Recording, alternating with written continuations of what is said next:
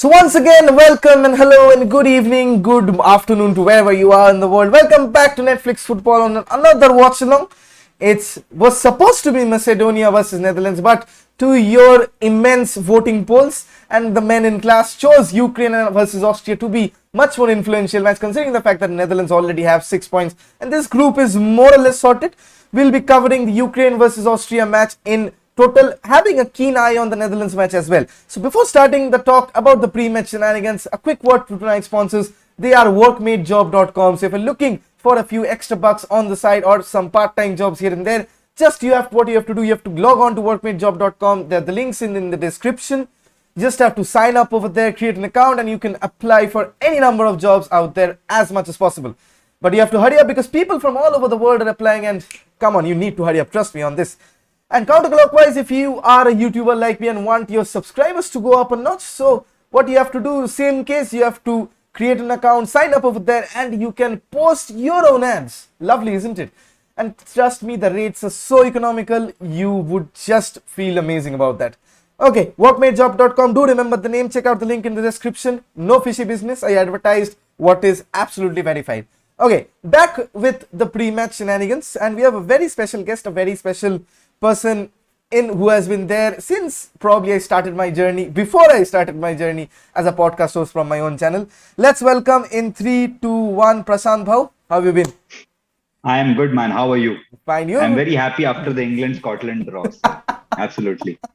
I don't know if it is still coming home or not, but the only thing is coming home is Jadon Sancho to Manchester United. Let's hope so. Who's home? I don't know, but yeah, let's see. Let's hope so. But you must be very happy with the fact that Netherlands, because the first podcast that we did, you were a bit skeptical that this is the worst Netherlands side. Even though they've shipped in a few goals, they've looked very good in front of goal. What's the secret to that? The secret to that is Weghorst. And that's because his pace, his hold-up play, it's been phenomenal. And I think Netherlands have surprised most of the Dutch fans themselves because the team is not great, but they are clicking as a unit. And I think that's what Netherlands' biggest strength has been when they qualified for the semi-finals in the World Cup, right? They were not great individuals, but they were great team because Wesley Sneijder was in the fag end of his career. Robin wasn't as fiery as was. Robin Van Persie had a brilliant tournament. You remember all the key games, someone or the other always stood up. It was Leroy Fer at one point of time, Blind at one point of time. Then Bruno Martins Indy had a great World Cup, so on and so forth. This Netherlands team is exactly like that. It was Wijnaldum in the first game, and in the next game it was Memphis Depay. Slowly and steadily, right? This Netherlands team is clicking as a unit. Although I'm still not sure how far will they go, but the team looks good. And credit to Frank de Boer, and he deserves it because he's a man who's not good enough to criticize Jose Mourinho for sure, but he deserves a lot of credit for this Dutch team. Right. But before we go any further, let's wish a very happy birthday to Shayan Bakshi. Shayan, very, very happy birthday. May you live a prosperous life and keep joining on the watch alongs. He has supported me immensely in this journey. So guys, those of you watching, do take a moment to wish Shayan a very happy birthday. I'll link it in the pinned thing. Happy birthday, Shayan. Prashant Bhau, your wishes to him. Happy birthday, Shayan. I hope all your predictions come true. Anyways, okay. So we'll have the lineup right now. Before we're not focusing much on the Dutch versus Macedonia game, bit of a dead rubber, Macedonia with 0 points.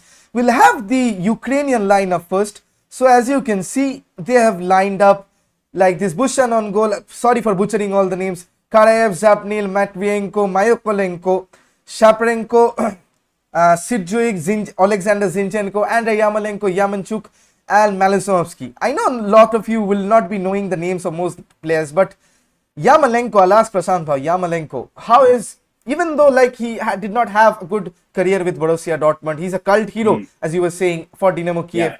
Do you expect him to take the game by the scruff of the neck in this outcome?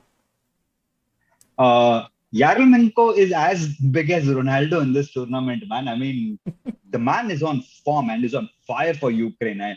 And I was telling you some time back as well, right? What's more interesting for me is Ukraine as a team are not dependent on a single unit. Right. They are collectively working hard and they are working hard for the team. And Yarmolenko with that goal, right? I mean, possibly it is, along with Patrick Schick, that will be contested as the goal of the tournament. I mean, we were mentioning, right? We remember the former West Ham man, Dimitri Payet, scoring that brilliant goal. And Yarmolenko's goal is no less than that. And of course, all the press and the media are behind him, but he's a very special player for Ukraine. And if Ukraine have any chance of progressing to a greater stage in this tournament, Yarmolenko is the man for it. And it's so important for him to keep scoring goals for Ukraine, because when you look at the overall team of the Ukraine, all the attack goes via him. Everyone is, passing the ball to him because they trust him in getting the job done. So he's having a lot of additional responsibility after that goal as well. So it's going to be a difficult game for Austria today, because Ukraine will come firing all cylinders. And remember, the match is in Romania today. Right. It's in the national arena, so the pitch is very wide. Mhm. Bucharest pitch is known to be very wide. So Yarmolenko should have a very tough game for him. And Austria will be hoping that David Alaba kind of covers him throughout the night. Okay. Having a look at the Austrian lineup right now, to the right of your screens, Bachmann, Linier, Dragovic, Hiddenenger, Alaba. Change of formation as it seems as Alaba ships out to left back. Konrad Leimer, Schleicher, Grilic, not the Jack Grealish we know, but it's Grilic, Baumgartner, Sabitzer, and Marko Arnautovic. Marko Arnautovic did not start the last match. Happy to see him back for the Austrians. Marko Arnautovic is an enigmatic player, man. 4 or 5 years back, he was linked for a move to United. We all knew that Marko Arnautovic is someone who loves scoring goals and he likes the big stage. There is no two ways about it. Of course, his racial slur last game did not went well, and then he was banned, and now he's back with the lineup. But for me, the most important player in that Austrian lineup is the guy on the left with the number 9 jersey. I still don't know why any big clubs haven't even moved for him. His name is Marcel Sabitzer. You can't find anyone who's as intelligent as Marcel Sabitzer when he's on the ball, because he's always looking for someone who's free, always looking for someone who's always wanting to be on the ball. And that's a sign of a very good player. And he's very young. It's not that he's old. So Marcel Sabitzer is someone who I'll have my eye on. He's hardly 27, 28. So that's a prime age for a midfielder at that point of time. So he will be the main guy for me. Of course, you have David Alaba and so on and so forth, but everything for Austria will be dependent on Marcel Sabitzer. True. Let's talk about David Alaba a bit. Like, he was the main man in culprit of giving away stupid penalty to Dumfries. Dumfries, 2 goals to assists. We'll talk about Dumfries a bit later. But David Alaba playing at centre back, probably the position he'll replace. Now it's confirmed that he'll replace Sergio Ramos with, and probably have a new partner in either Varane, let's hope not, or with Eder Militao. But the news with Varane is that he wants to leave, but United players linking with United, using us as a contract bait for a higher contract. Yeah, we have seen that a lot of times. But Sergio Ramos did it twice with us, so yeah. Thomas Muller did it once. Whatever way we can help the world. But anyways, Gaetan is still doing, Snyder is still doing. I don't know, but yeah. But the fact that David Alaba in the centre back role, do you think is much more like, we have also heard that Ancelotti had been tracking Rafael Guerrero, Robin Gosens, and maybe even David Alaba. Can he actually fit there in the left back slot? To be very honest with you, right? David Alaba's biggest strength is his pace. And apart from that, his crossing ability. There is no two ways denying that David Alaba is class. But on the other hand side, I think that since Pep Guardiola had gone to Bayern Munich, David Alaba's game changed a bit. He's more into someone who reads the game. He's more into someone who understands how the spaces between a midfield and a defense works. That's where David Alaba is very lethal at. Of course, his athleticism is second to none, and he's someone who's very quick. And you saw the two stupid penalties the stupid penalty which he gave, right? It was an extended leg. There was no need for him to tackle, but it was his hunger to win the ball back. That's a good trait to have in a defender. But if you play him as a left back, which has been his natural position while he started his footballing career, it's not that it's alien for him. But what worries me for David Alaba is that he's short of confidence right now. And you're coming into a game where you're going to play someone like a Yarmolenko. He will not shy down from tackling. He will not shy down from tricking him. And David Alaba, we all know, will get instigated. Right. And today, it's a dead rubber anyways. It's not going to cost much to anyone. But the fact of the matter is that David Alaba would be very keen to impress Carlo Ancelotti for any spot in that Real Madrid team. It's not just centre back. It can also be a centre defensive midfielder. Of course, there is Cruz, Casemiro, Modric there. But I'm just trying to tell you that David Alaba is a big unit. He's not that N'Golo Kante type of small footballer where he can just push off and, N'Golo Kante will run back and win it to you. David Alaba is strong. He's physical. He's an alpha male for most of the defenders at that age because he will just brush you off. And if you tackle David Alaba, he'll not shy away from another tackle. We've seen that, right? David Alaba is temperamental as well. But what I'm more keen on seeing is that how will Ukraine handle today's game? Because for me, apart from Italy and Netherlands, one standout team this Euros has been Ukraine. And I'm so happy that Andrei Shevchenko has got his redemption back, because most Premier League fans will always remember Andrei Shevchenko as a flop of Chelsea. And, people like me will remember Andrei Shevchenko as a Ballon d'Or winner and the AC Milan great. And there are other people who will remember Andrei Shevchenko as the guy who only knew to score goals, etc., etc. So I'm very happy as a football fan to see that someone like Andrei Shevchenko, whose career has been, for some people, has been on the downward trend. I'm really happy that he's finding home at Ukraine, and possibly he's auditioning for a big job which might be out there. Right, in the managerial merry-go-round. That always is in the case. Let's have a look at Group C standings right now. As you can see, Netherlands 2 matches played, 2-1, 5 goals scored, 2 conceded, 6 points. They are well and truly decided as the group leaders. Ukraine and Austria, the match that we are covering tonight, both locked on 3 points, both having a goal difference of 0, both having won 1 and lost 1. And then there's North Macedonia, who played 2, lost 2, and probably a draw from both of these sides would seal both of them, considering the third best place would be up for grabs from four of the best of the third. Do you think that a draw against these two high-flying sides is more likely, or do you think Ukraine might just come up with the final words over here? Because we have a lot of teams on 4 points. We could have a lot of teams as well in the remaining fixtures. How? I have a feeling that Ukraine will win this game today, man. It's not that I'm not with no disrespect to Austria. I really want Ukraine to win because they have been the team which I'm really enjoyed watching it.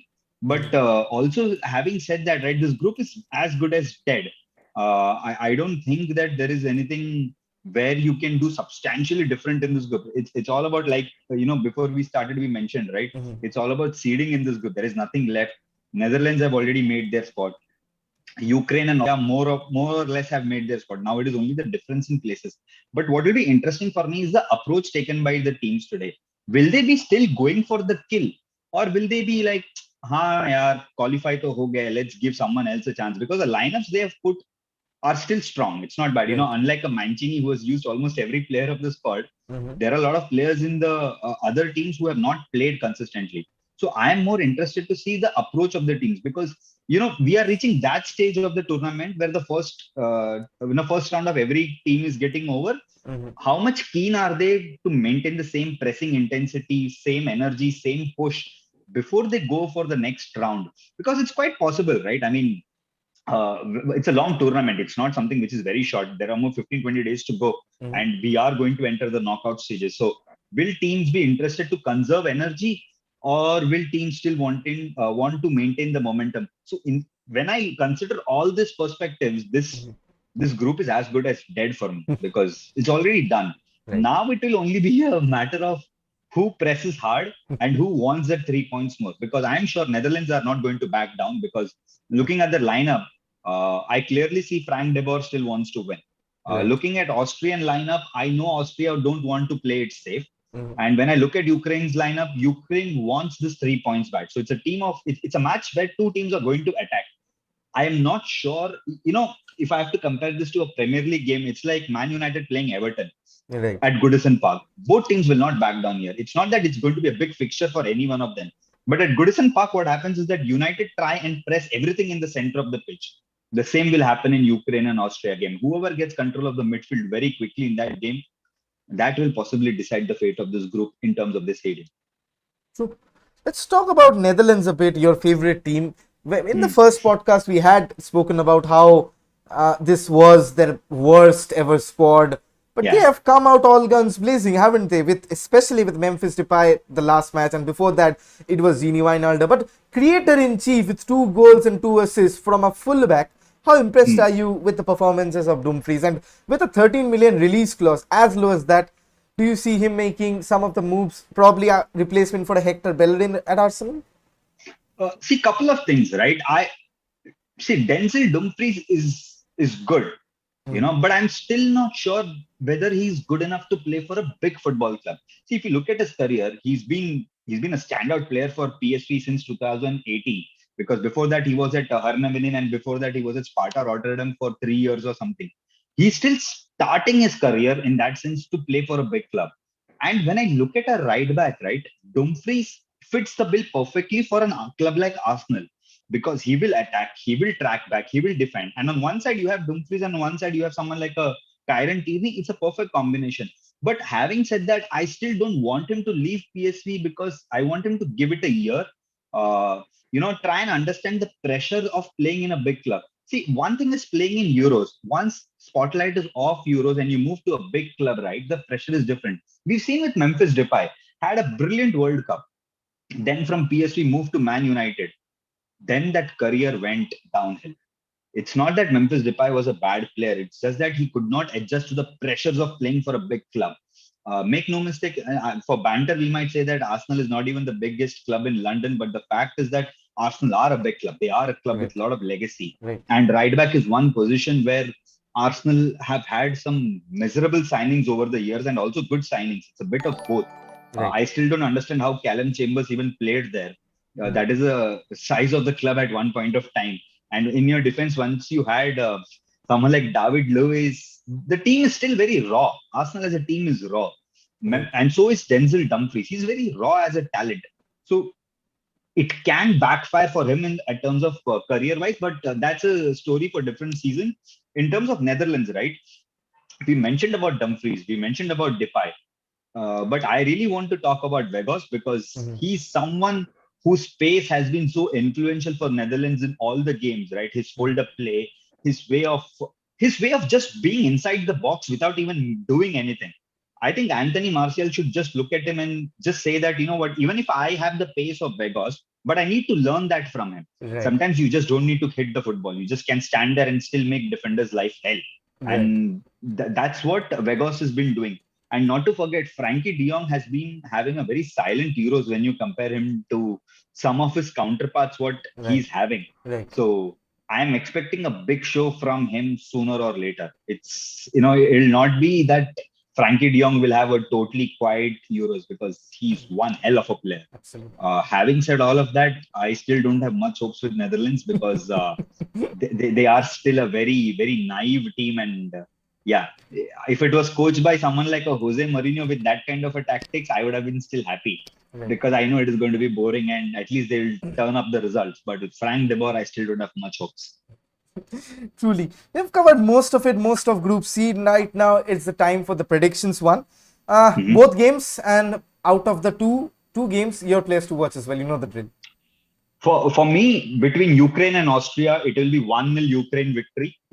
Okay. And but the player to watch out for me is Marcel Sabitzer from Austria. That's because Marcel Sabitzer has been having an average Euros, but he's not bad. It's just that he obviously scored that penalty, but Marcel Sabitzer is very smart as a footballer. Ukraine does not give you spaces, so it'll be a big audition for Marcel Sabitzer. If there are big football scouts of the big clubs like a United, a Spurs, or Madrid, Barcelona, whatever, those big club scouts. Sorry, I mentioned Spurs, but yeah, he was linked to a Spurs move couple of years back. So yeah, but if you're a big club scout and you're watching Marcel Sabitzer, tonight will be the big game where you will watch, not because of Ukraine being that kind of a team, but it's because of Marcel Sabitzer's ideology of football in breaking spaces. Remember, he plays for Leipzig, a team whose pressing is one of the best in the world. Julian Nagelsmann has made a unit there. So that'll be interesting. In terms of North Macedonia and Netherlands, I am going for a 2-1 victory for Netherlands, but the player to watch out for me will still be Goran Pandev.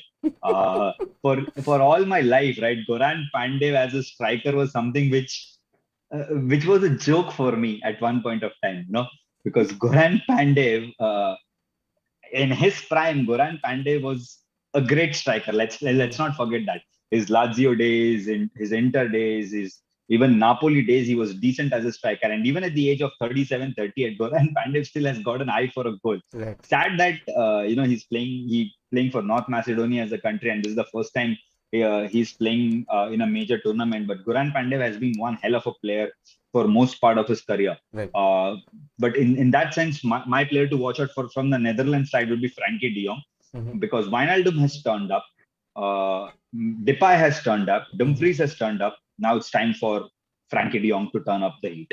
Absolutely. And with his new teammate Memphis Depay, who has officially joined Barcelona, all the free agents coming up in one place, and this is like Yeah, that's because Wijnaldum didn't sign for them because they couldn't afford his wages. and they said they'll buy Haaland. Anyways, Yeah, they'll buy Haaland in FIFA. not even FIFA. Come on, it's that bad. All the banters aside, Prashant Bhau, thank you so much for your valuable opinions. Let's hope the Dutch qualify like Italy with 9 points, as we've seen the trend. Italy My God, makes it. don't jinx it, man. Either ways, It's they're been already 8 years for me where I've seen a Netherlands fan, and whenever someone asks me why are you a Dutch fan, I'm just like, just because I'm a United fan. There is no reason for it. You support your team no matter how good or bad it gets. True, true. But then again, we'll be focusing on the Ukraine versus Austria match. Bhau, thank you. We'll see you probably in the deep half of the knockout stages, considering Netherlands do man. make it there. And then again, there's the season that's coming in August. So, bye-bye for now. Have a good time Bye-bye. and See you, man. stay safe. Bye. Take care. Bye-bye. Bye. That was pretty much it from Prashant Bhau. We'll be back after a quick short break with the first half of Ukraine versus Austria. On the hindsight, there would be Netherlands versus North Macedonia going on as well. So do stay tuned, and once again, if you're here for the first time, do hit that subscribe button and do hit that like button, and we're expecting 20 likes on the stream. So help me fulfill that target, and also if you want to take a step forward, you can contribute to the channel. The number is up there, so you can see. यहाँ पर दिख रहा होगा आप लोगों को. Just bring out in Abramovic. City have just paid 100 plus for Harry Kane. They've bid it. उसका कुछ 1% दे दे. Anyways, we'll be back after the short break. Stay tuned to Netflix Football.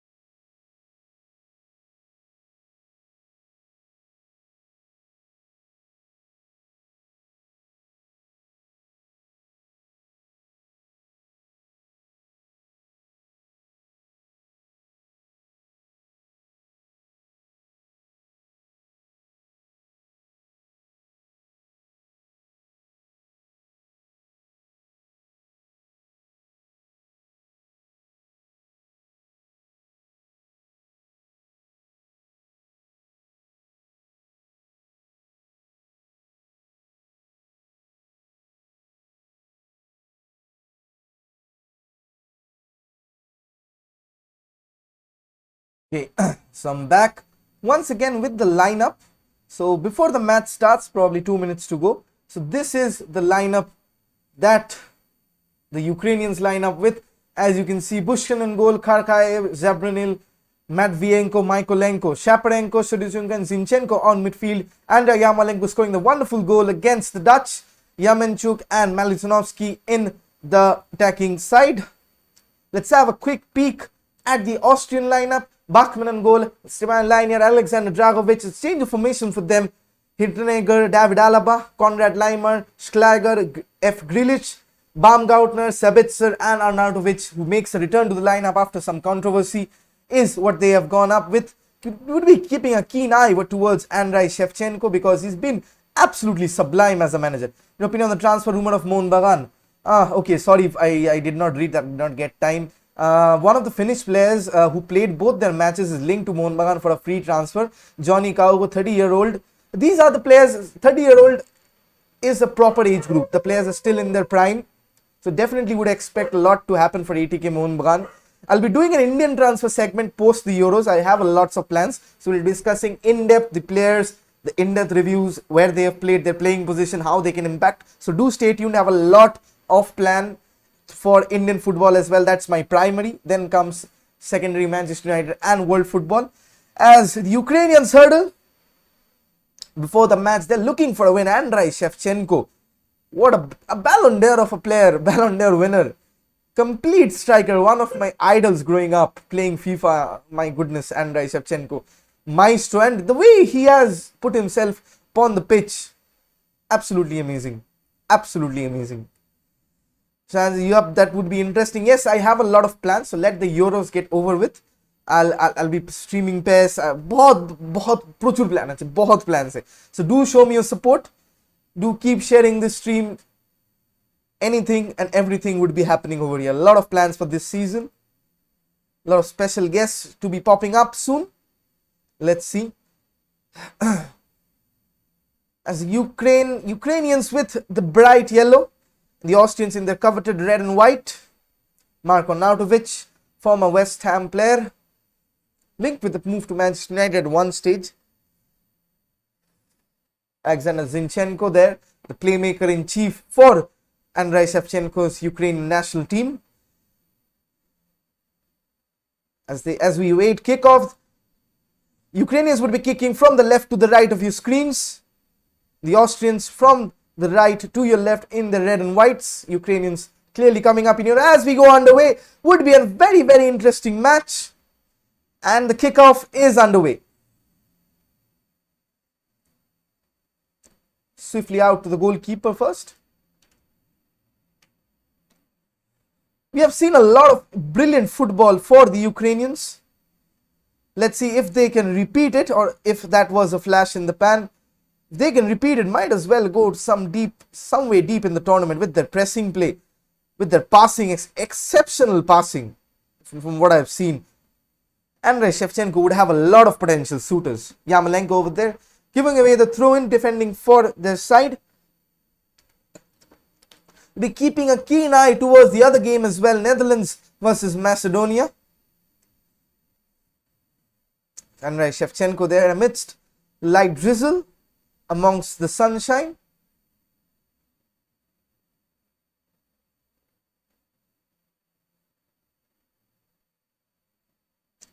The Austrians start off with the attack.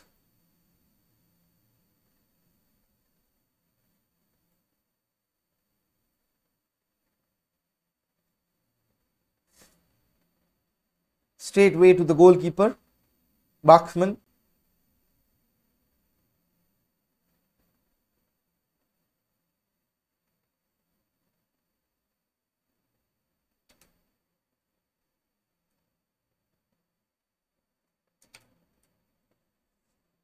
The Austrians are on the counter charge. Can this be the first goal? It's cleverly defended. Cleverly defended.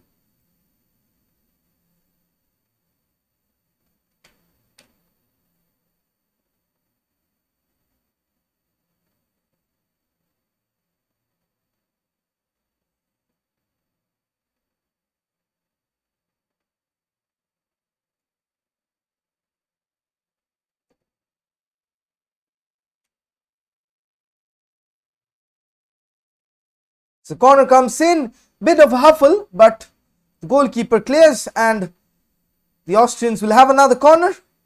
Exciting start to the game. The Austrians having a good shout out.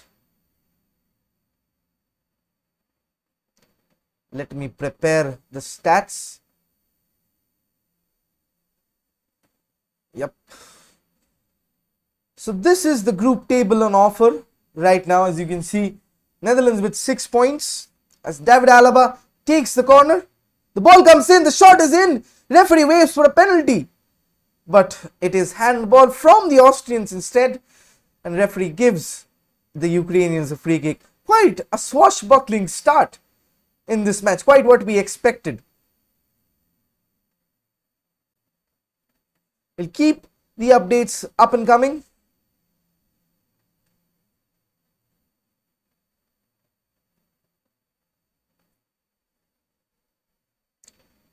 Austrian manager Franco Foda there.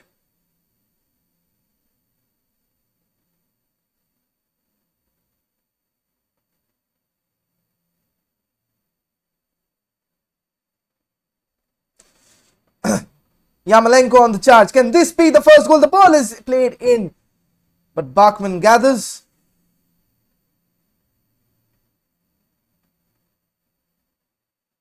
Lovely bit of counter-strike play, as I like to call it. But the cross was too near to the goalkeeper. Should have cut in on his favoured left.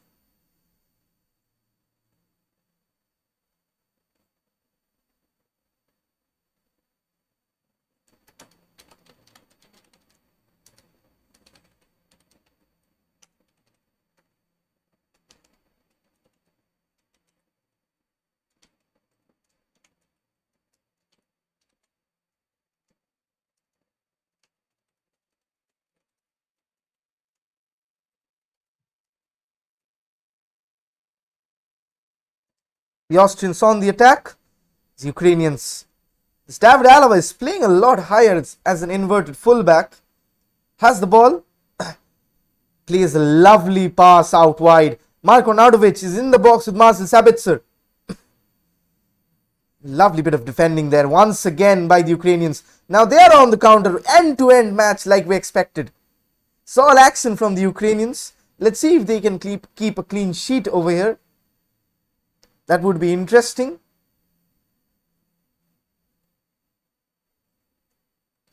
Foul there.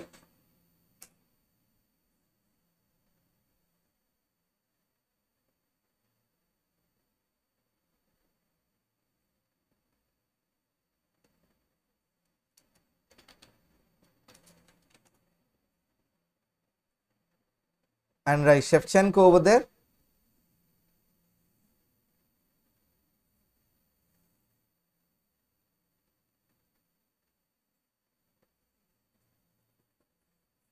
The ball is played in. End-to-end stuff from the beginning.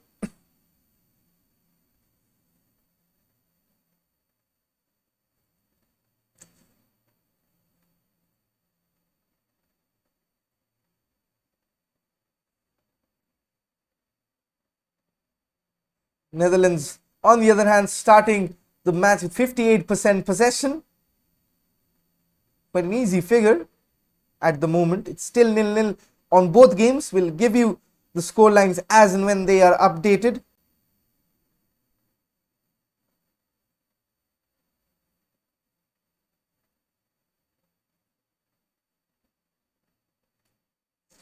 Right now, there's still not much difference. Bit of a hodgepodge in midfield.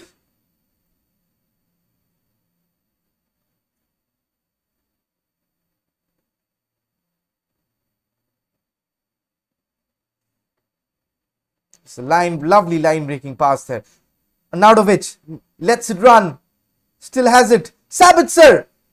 The ball and the volley not quite reaching on target. Marcel Sabitzer, the player from RB Leipzig, trying his luck out from range.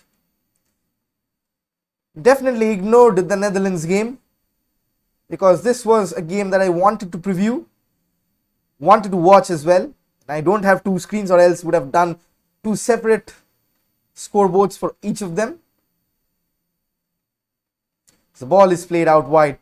You're here to see some lovely football, and the Ukrainians are providing it. Lovely ball again out wide to Andrei Yarmolenko, but it's a bit overcooked from the Manchester City player, Kevin De Bruyne's son. David Alaba would be taking the throw in. It's not Kevin De Bruyne's son, it's Zinchenko. Lovely bit of play there from Sabitzer. Goes past one. Gets the free kick, being held off.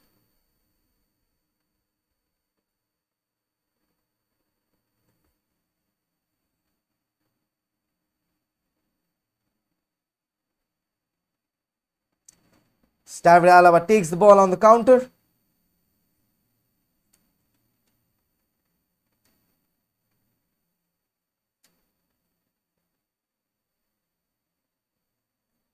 Still with David Alaba after a brief shuffle of possession.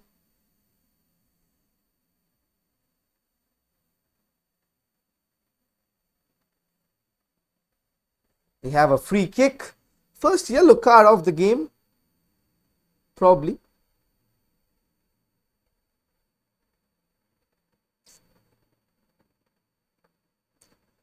Plays restarted with the drop ball. There's no yellow card. The Ukrainians have the ball, but every time Ukrainians have the ball back, you expect some goal mouth action. Look at the way they are pressing, like hounds in a pack.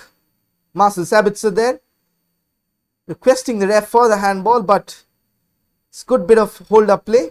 Yarmolenko trying the nutmeg, but getting the throw in of Grilic. Not the Grealish we want to see, but nonetheless, he's a good player.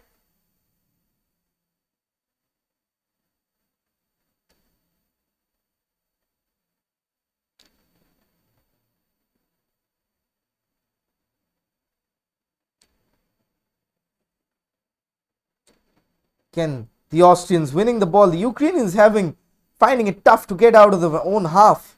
The ball is played in and they'll have a corner.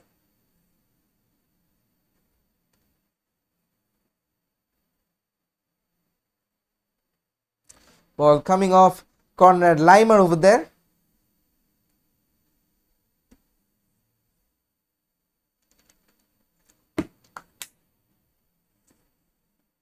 The poised inside the box, Marko Naudovic with Marcel Sabitzer and Baumgartner, the man from Schalke.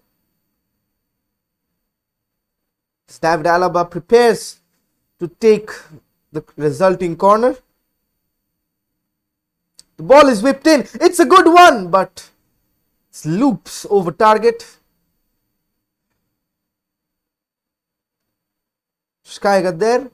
Dragovic is well involved, but none could steer it into goal. So Marcel Sabitzer, what a player for RB Leipzig, has been absolutely amazing.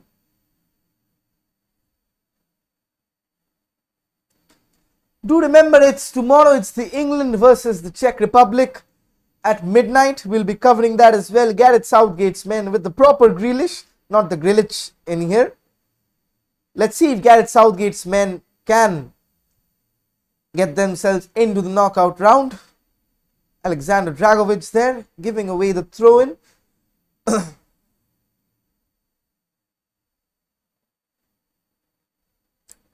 a bit of a head volley going on. The Ukrainians are on the ball now. Just as I say, they lose it. Commentators curse. That means I'm a commentator. That's enough for me. The pass is played there, but Naudovic could not gather. Ukrainians, lovely bit of play. Love to see how the Ukrainians cope up with the high press. Look how high up David Alaba is. Definitely inviting the Ukrainians to go with the long pass, because the field is much wider than what we saw in the first game versus Netherlands. Ukrainians are going to have a bit tougher than what they had initially. With Andrei Shevchenko's men, the way they have set up, the only way to counter that would be to widen the pitch as much as possible.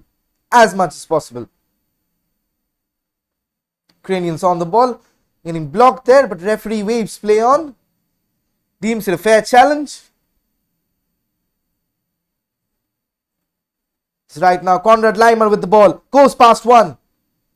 It's expertly defended Neatly passed out from defense. No clearing. That's what you love to see from a top footballing side. And Ukraine not putting it anywhere down.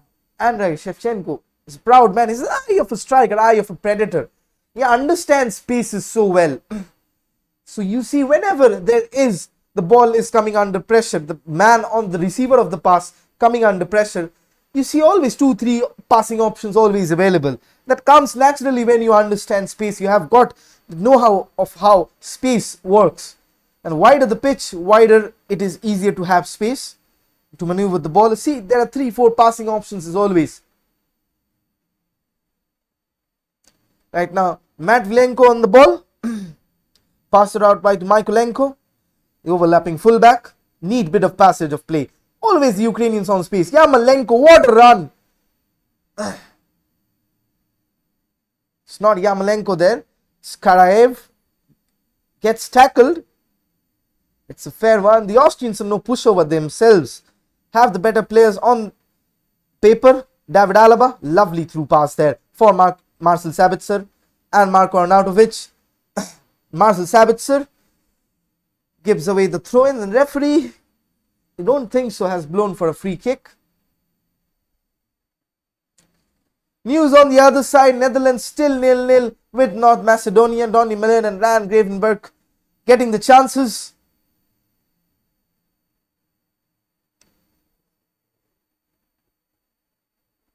Bit of a late one there from Shaparenko. Alexander Zinchenko there as well. Player of Man City. And talking about Man City, they have submitted a former bid for Harry Kane, 100 million plus, a choice of Raheem Sterling or Aymeric Laporte or Gabriel Jesus, any one of them.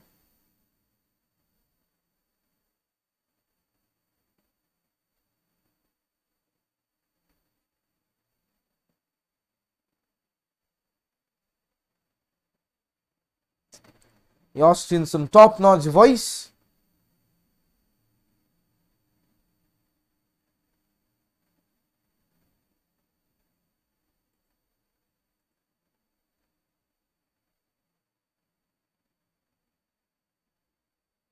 Lamier there.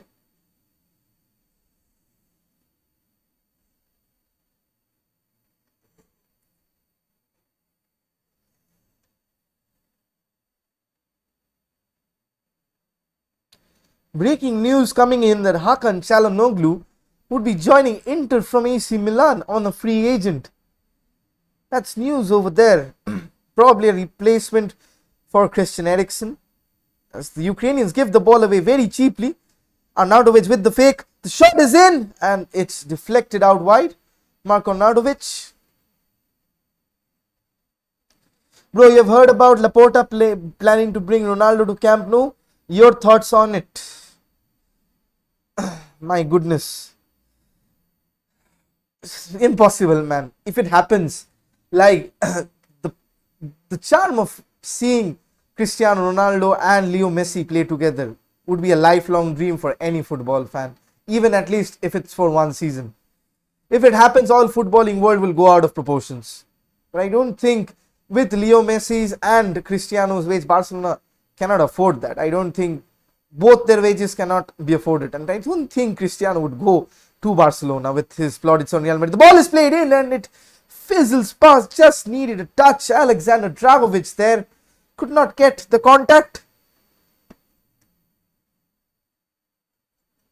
David Alaba there whipping one with his weaker foot, but equally effective. Just needed a touch to guide it in the back of the net. The Austrians coming close in the first half. News on the other side is that Netherlands are still deadlocked with North Macedonia. I think this is a more interesting match.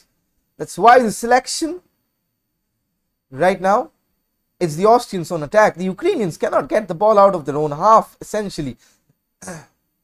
Always trying to clear. That's a neat knockdown. Lovely pass out forward. The Ukrainians on attack. Goes past one, but they settle for the corner. Malinovsky over there. Yarmolenko in combination on the attack. Set pieces could be a danger spot. Zabrinil and Matvilenko all good in the air. Let's see what happens. For the wage, they have planned to swap or sell Griezmann or Roberto so they can fulfill Ronaldo's wage demand. I don't think so. Selling Griezmann or Roberto would. He would definitely want something which Messi is on, or more. I don't think that will happen. Plus, there's the transfer fee. Like, why would Juventus sell Ronaldo for Griezmann? Ronaldo scored 30. He's 36-year-old. Scored 35 goals this season. That is a magical number for most forwards. Name 10 forwards who have scored 35 goals in the top division. No one. You can find very less. Not even Romelu Lukaku. Can only say Robert Lewandowski, Erling Haaland, Harry Kane. Probably not even sure that Harry Kane reached that mark. 35 goals for Antoine Griezmann, who's been never happening. Never happening. There's a transfer fee and there's the wage, probably close to 50 million a year with what Messi is earning. Not happening. Absolutely not happening. Plus, he's worshipped at Real Madrid. Any other club, he'll get more money. Paris Saint-Germain would take him in a heartbeat, just like that. There's a link to Manchester United, and he's fine staying at Juventus as well. There's no need to move. There's absolutely no need to move.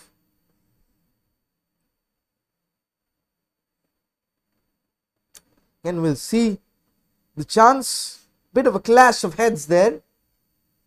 Actually, even I think it will not happen, but as a Barca fan, I became over-optimistic. Don't. I'm a United fan. I've been optimistic for the last 10 years of my life. Look where that brought me. Don't be optimistic.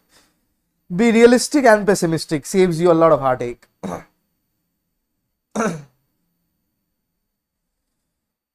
20 minutes gone. We'll have a quick stat attack right now.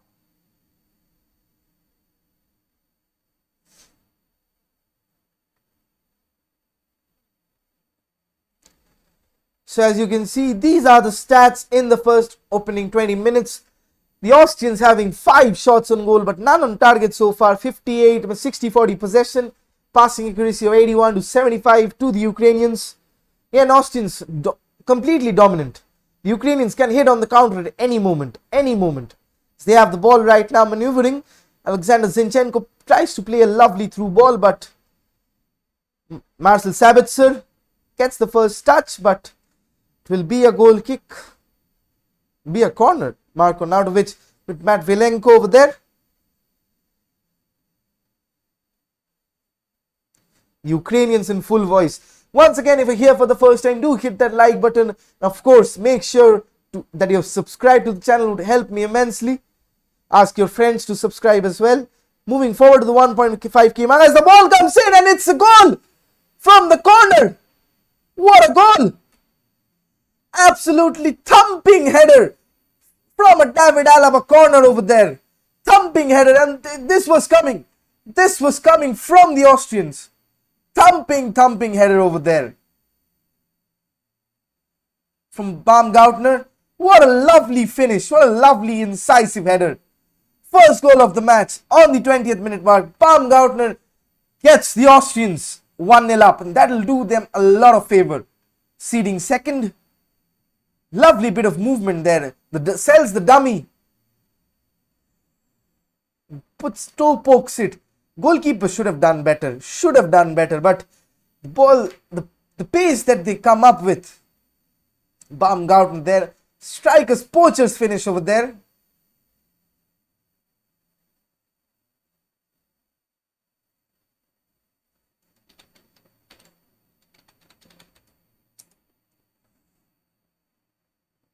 Baumgartner on the 20th minute mark.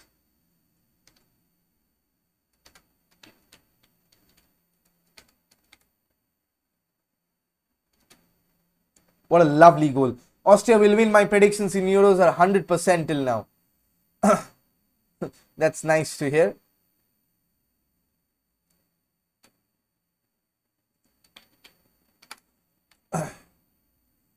On the 21st minute, Baumgartner breaking the deadlock. Don't expect much goals, but the Austrians are piling up the chances. My goodness.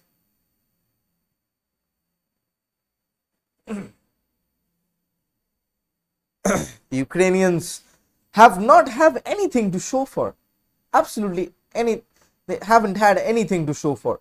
Netherlands still locked 0-0 with the Macedonians as we speak, as we head close out Group C right now.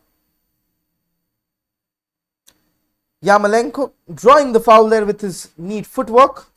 Number 7 against number 7 of Arnautovic, former and current West Ham player together. Arnautovic also played for Stoke City for once.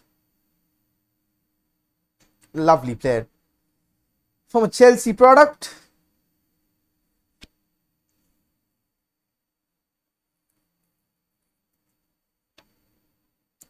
The Austrians are being hunted down in their own half.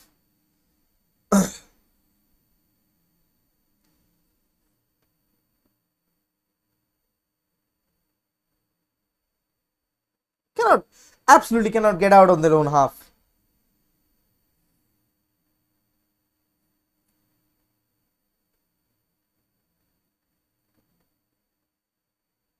Playing it from defense, Alexander Zinchenko there making the run. The Austrians have the chance to counter, but it's easy pickings. But they have win the ball again. The Austrians are so brave. Might just be a rout this one, the way they're attacking. David Alaba on the overlap finds him. The ball is played in and settled for another corner. The first goal coming off the corner once again.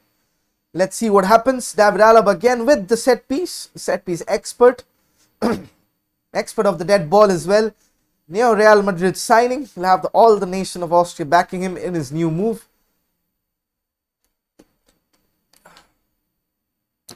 David Alaba with the corner. The ball is headed in, but Ukrainians will gather. It's straight back to the Austrians. They cannot get any foothold in the game at all. At all. The ball is a bit wayward one and the Ukrainians gather. Charging up on a counter-attack. Mykolenko now plays it to Zinchenko. The Austrians giving away a foul. Marcel Sabitzer with the challenge on Yamanchuk. On Malyanovsky, the left winger, the number 8 for the Ukrainians.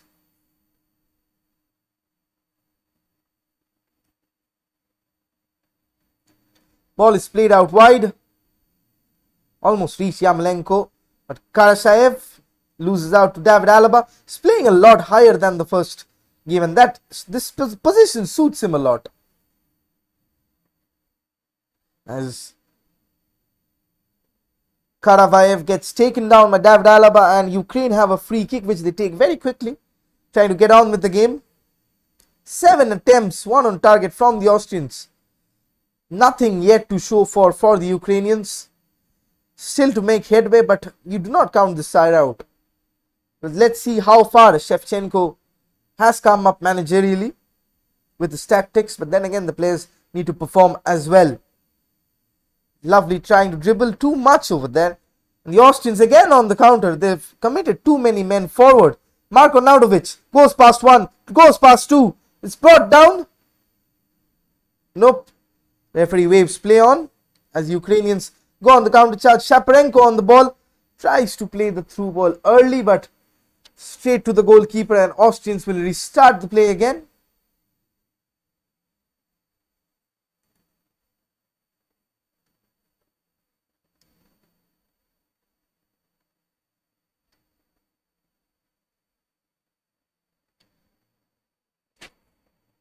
Dragovic on the ball. Finds Lanier. Neat passage of play. Konrad Leimer now, the wide midfielder.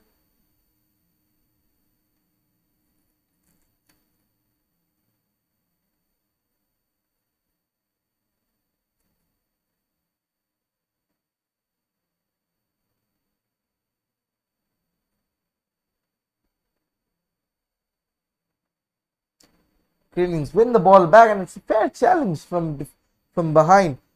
Sabitzer on the ball, plays a lovely reverse pass, but it's straight to the goalkeeper. Used the wrong club there, and Ukrainians straight on the attack with Karavaev. Yarmolenko for support, uses him. Yarmolenko face to face with David Alaba. Probably the main matchup of the night. Yarmolenko versus David Alaba.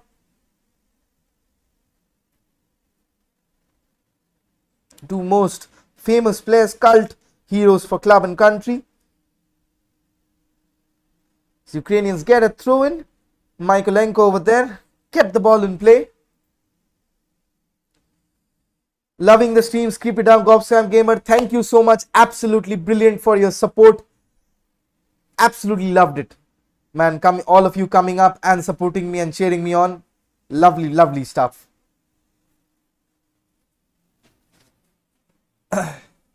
Yarmolenko is on the ball right now. Lovely back heel to Karavayev. Has space to deliver. Fakes out. The cross is in. This could be the equalizer, but it isn't. Dragovic there. Mykolenko settles for the throw in.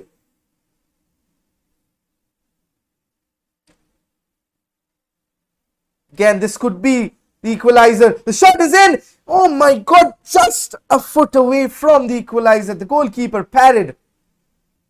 Oh, so close, so close. The Ukrainians tightening the screws on the Austrian forehold right at the moment, having all of the attacks.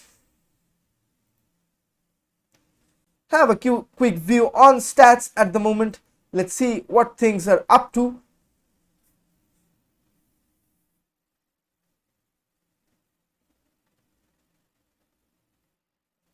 So these are the stats. 7 shots again. Nothing yet from the Ukrainians. Probably that was treated as a cross. 7 shots, 51% of possession. Nothing much to show for.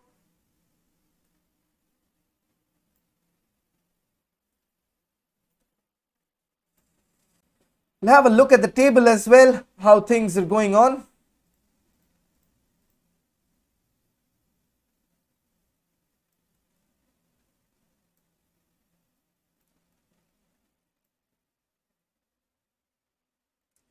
So Group C looks a bit like this. Netherlands having gone 1-0 up. Austria also having gone 1-0 up.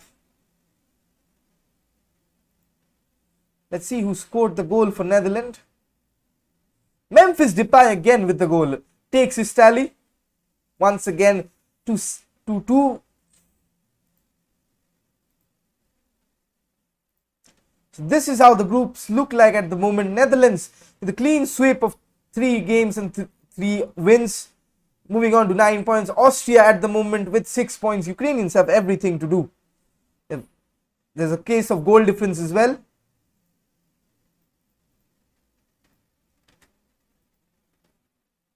Unlucky Ukraine. Brain Sample, thank you for the shout out in the comment section. Ukraine are unlucky, absolutely unlucky. If you're new to the channel, make sure to hit that subscribe button. Trying to grow to 1.5k. Once again, also leave a like in the comments in the channel. It's Mykolenko. Dribbles with the ball. Seeks out the winger. The cross is played in. The header is a bit over top. Yarmolenko over there finding himself central. The Austrians now can have a counter charge. Marcel Sabitzer over there. Marko Nautovic gets taken down and the referee waves for a free kick. Ukraine will win this. Let's hope. I'm a huge fan of Andrei Shevchenko and the way they played against Netherlands. Absolutely took the game right to the end. Would be cheering on Ukraine from minute 1.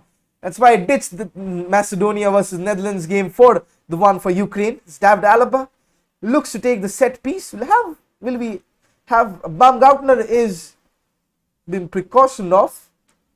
Is there a substitution? Think so. The Austrian coach over there. Yep. There is a substitution. Probably due to injury. They don't want to risk him.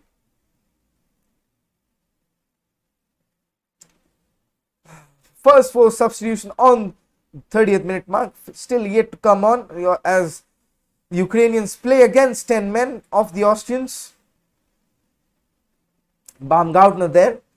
The goal scorer would be taken off. Yep, they're having the substitution right now.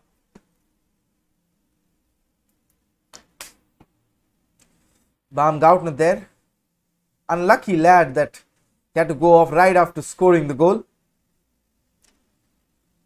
So Alessandro Skov is on in place of Christoph Baumgartner.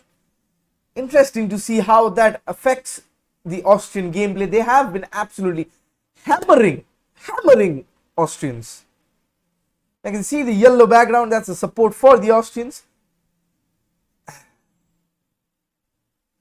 As they turn up on the counter, Marcel Sabitzer makes out space out wide for the newly subbed in Skov. Stefan Leinier, Konrad Leimer seeking out Grilic, has David Alaba for support in left midfield position. The fullbacks keep moving a lot high, playing centrally a lot, narrowing down the space. David Alaba switches the play, but it's a wayward one, and the Ukrainians will have a throw in. Baumgartner should have been subbed after that head injury. Should have been, but I don't know why that he tried to play on the collision that happened in the set piece. I don't know why they take these unnecessary risks. The player's health is more important, especially with what happened with Christian Eriksen, and thank God that he's doing well. Prayers out to him and his family that he recovers soon. All the warmth and the wishes for Christian and the Eriksen family. Let's hope we get to see him. He's a brilliant player. For Tottenham, for Inter Milan, previously for Ajax. Love to see him. Sparkman with the ball. Plays lovely pass to David Alaba. What a sublime through ball. But not quite so from David Alaba himself. Could not return the favor. The Ukrainians get the possession. Being closed down. That's a risky one. Taking too much time over there. The Ukrainian goalkeeper Bushan, Marko Arnautovic, sniffing the chance, but David Alaba takes the resulting throw in. The captain for his national team, having joined Real Madrid this term. Dragovic on the ball. Finds Skov, has space to maneuver. Grilic, the ball is played over the top. It's a volleyed cross in, and still there's a chance. Again, there's a block by the yellow wall. Having so many bodies. This could be a counter. But it's expertly defended. Shaparenko over there. Beg your pardon, it's Malinovsky. Didn't get his touch right now. David Alaba playing as a left winger. The left back. The cross is defended and it's settled by a corner. Karavayev coming back all the way back to defend the cross. Again, we'll see big men moving forward. Like so Grealish. But the corner is taken short. Marcel Sabitzer teasing and toying with his man. David Alaba over there. The cross is played in. But it's a bit too deep. The Ukrainians should be able to clear very affluently. But it will straight come back from Alexander Dragovic. Skov on the ball. Marko Arnautovic in the box for support. Finds out Grealish. Skov again. The ball is played in. David Alaba heads it in. But it's easy pickings for the goalkeeper. Looks to set on the counter immediately. Yamalenko, the pass was behind him. Tried to keep the ball in play but slipped. Again, looks like another head injury.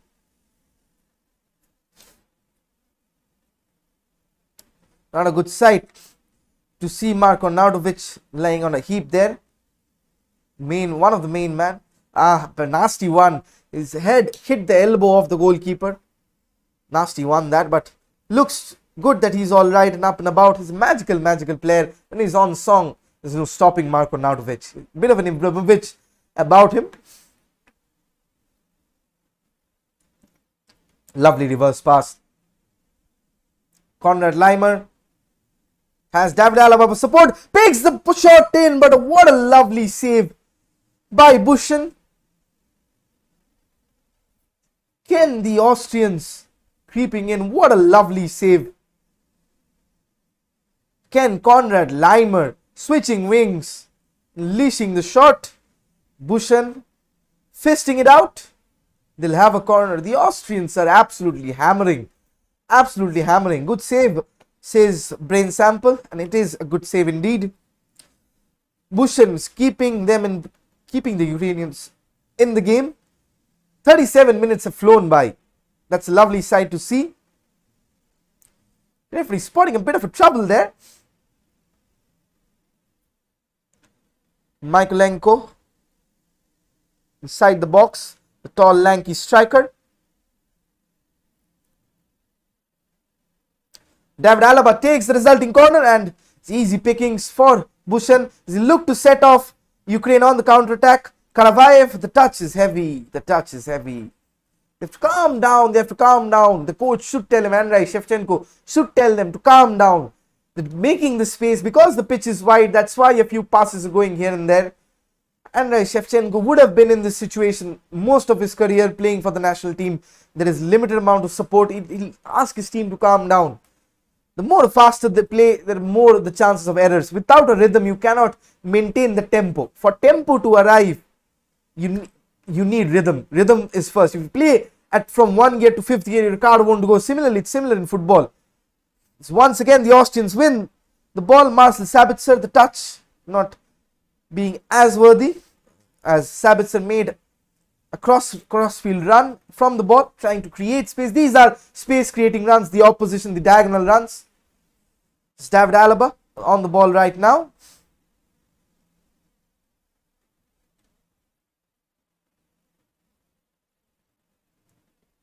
Or wide to Skov. Back again. The Austrians having the fair share of possession.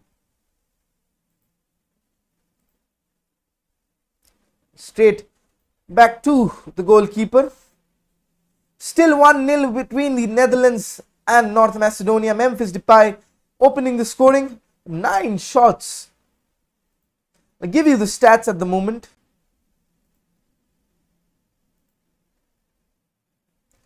So this is how it looks like. The stats are like this: 9 shots, 2 on target, 1 goal, just one solitary 1 shot from the Ukrainians. See how the table looks like right now.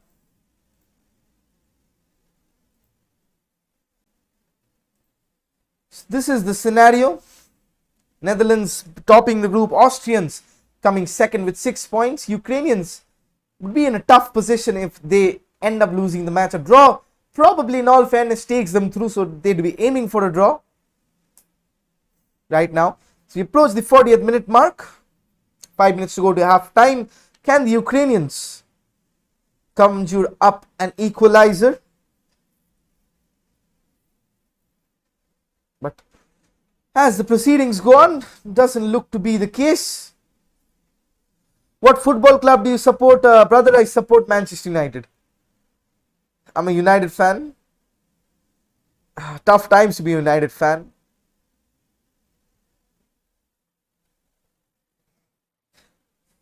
Less I say about it, that is better.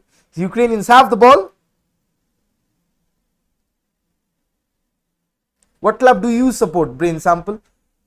But I cover all the football clubs. Football is not just limited to Manchester United. Support Tottenham. That's something different for a change. Where do you think Harry Kane will end up? There have been rumors about Harry Kane, a bid being formally submitted today by Manchester City, 100 million plus, a player of choice between Aymeric Laporte, Gabriel Jesus and Raheem Sterling. Do you think this offer will materialize? But what happens with City is, if they're willing to pay 100 million, they'll definitely pay a 150 million. Definitely can do that. What are your thoughts on the transfer? Let's get a Tottenham insider on this.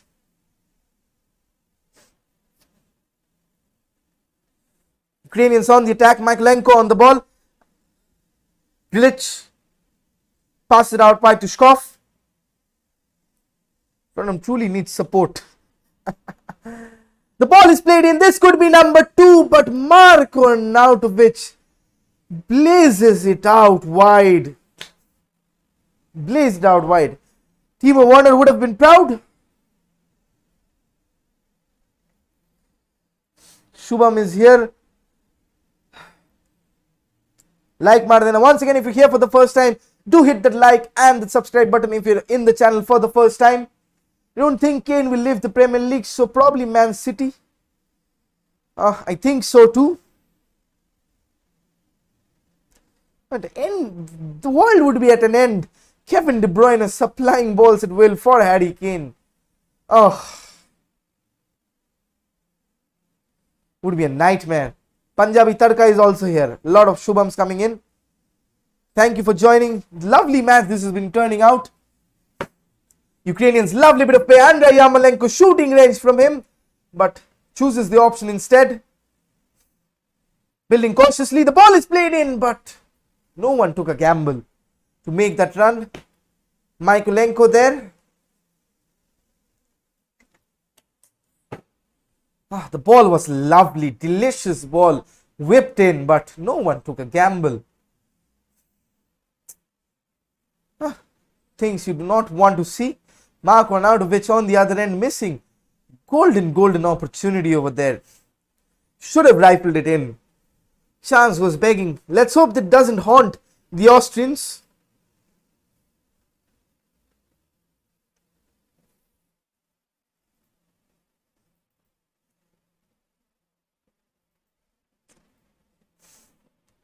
Other news, as I said, Hakan Çalhanoğlu would be joining Inter Milan on a free. That would be something, isn't it? Can once again see the attack. Lovely through balls. Open play. Had more time.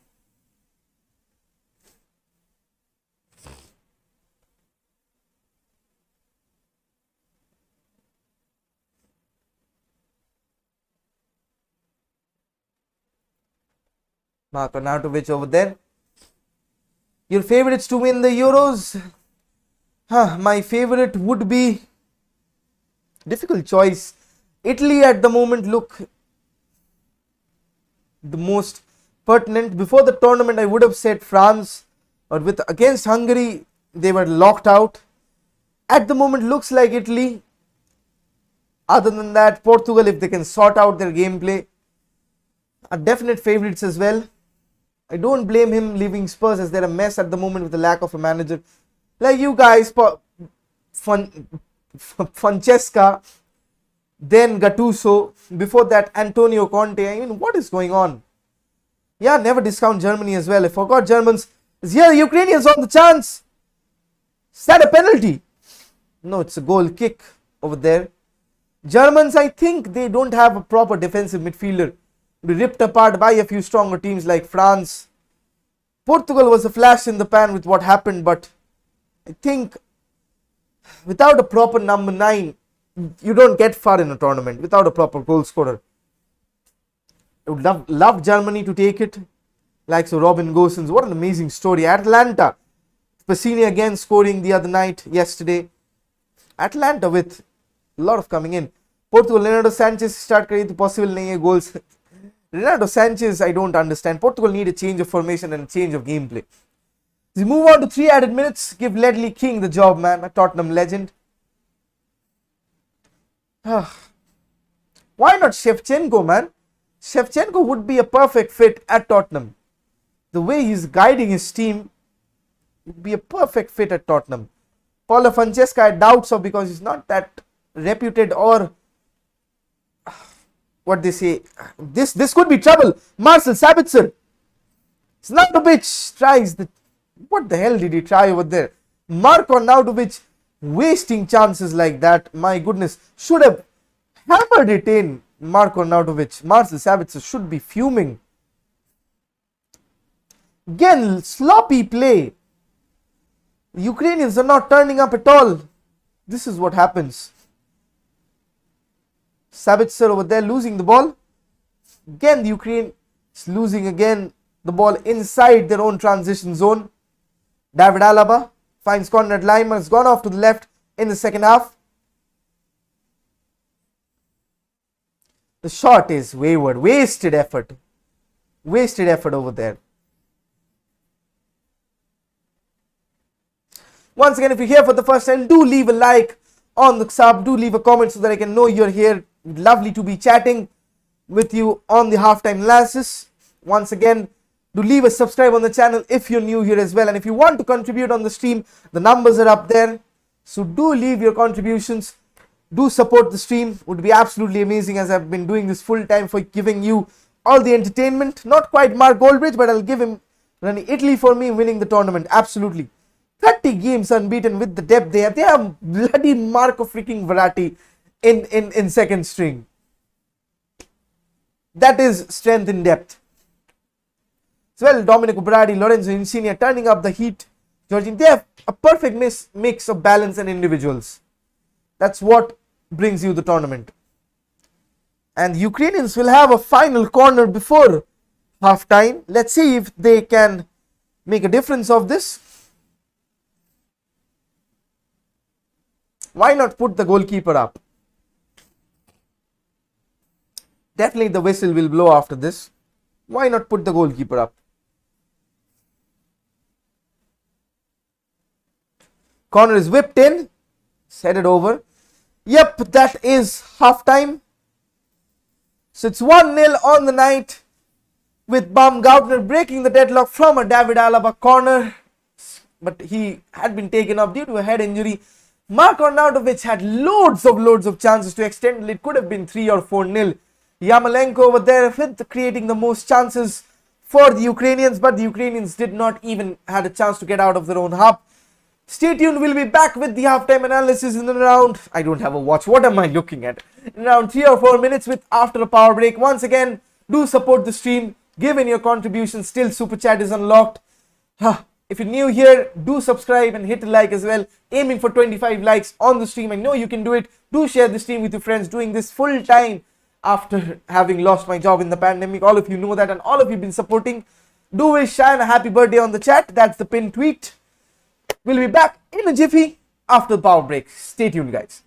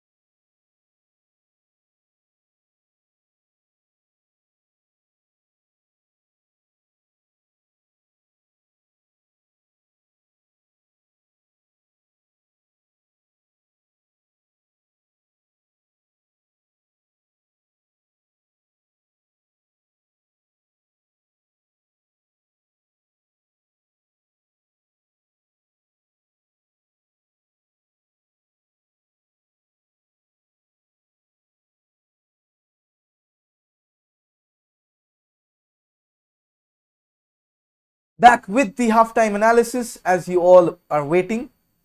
Power break was a bit of a wild one. Then again, let's have the stats from the first half.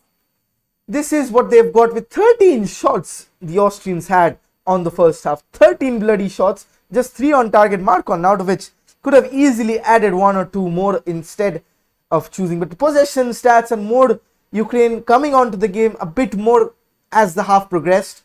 For 50-50, almost 50-50 in possession. 237 to 220 passes, almost poised even, but the shots, they've done nothing. They've done absolutely nothing in the final third. Absolutely nothing.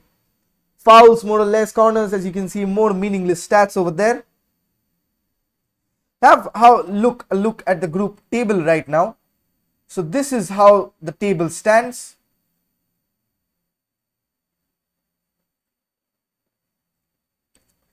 Netherlands on top with 9 points. Clean sweep like Italy did. Austria winning it at the moment 1-0, and they'll go as group runners. Ukraine again need to get back into the match if they have to do something. Still North Macedonia, quite a lovely gesture from the Dutch against Macedonia, presenting Goran Pandev his final 122nd game for country, leading them into a major tournament with a shirt.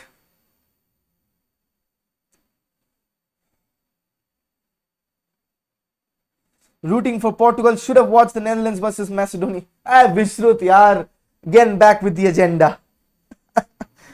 This is more of an interesting game. North Macedonia punching bags of the group. Netherlands will have it easy. I love Italy is playing right now. Let's see how they'll perform when they're against France, Germany or Belgium.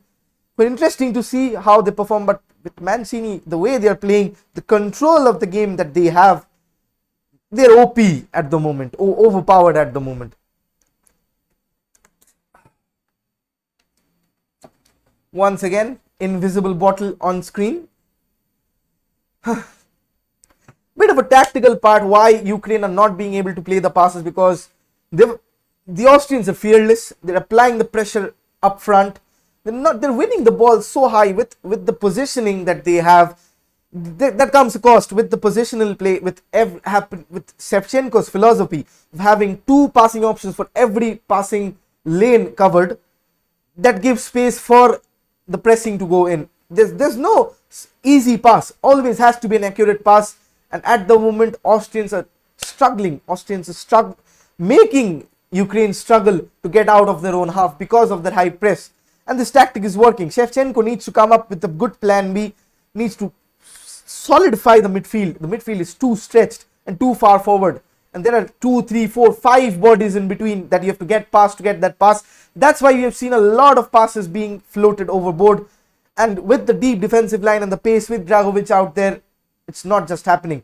And whenever you're trying to pass out long and you don't have time on the ball, you more often than not, you misplace that pass because you cannot measure that.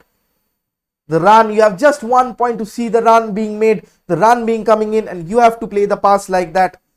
That's why you've seen a lot of missed passes. That's why you've not seen many. The only openings that they've got through the wide, because David Alaba has been pushing up for the frontal press, the triangular press, breaking the triangle of passing lanes. That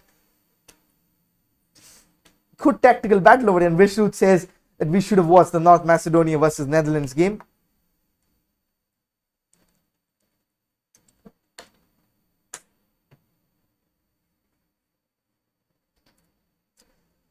Tomorrow, remember, it's the 3 Lions going up against the Czech Republic. The final game in the group.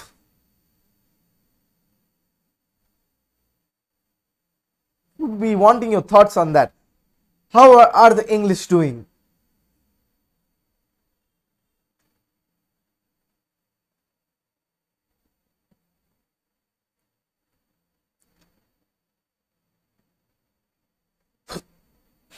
What do you think the goal of the tournament is going to be?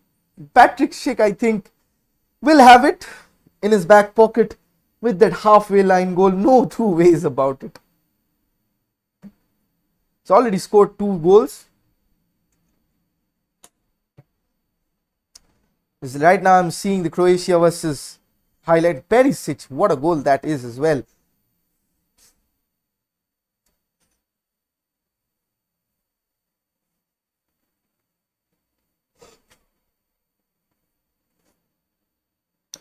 Still yet to start the second half.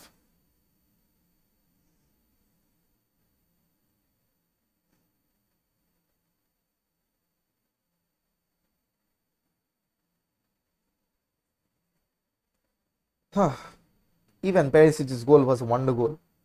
The way that the modern players kick the ball with that technique, generating power, not from your leg, but from, what do you say, kamar in English? I forgot. From your waist. Generating the power from your waist instead of your legs or that muscle. Get the dip as well. You see Marcus Rashford doing it. You first started seeing Juninho with the dipping effort. Cristiano Ronaldo done it a long time with that technique, and other players following suit. Russia versus Denmark, and Belgium would be topping it off. Not covering that game because that group is probably done and dusted. We need a bit of a rest as well. But we would be covering all of the knockout matches, each and every one of them. It's 9:30, 12:30, 9:30, 12:30. Going on in tandem. Once again, do support the stream. Do send in your contributions to the numbers above if you want to support me.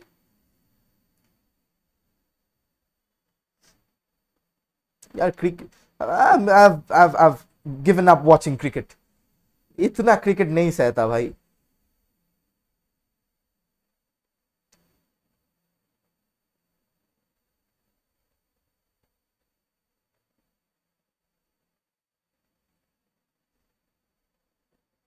As we await the start of the second half.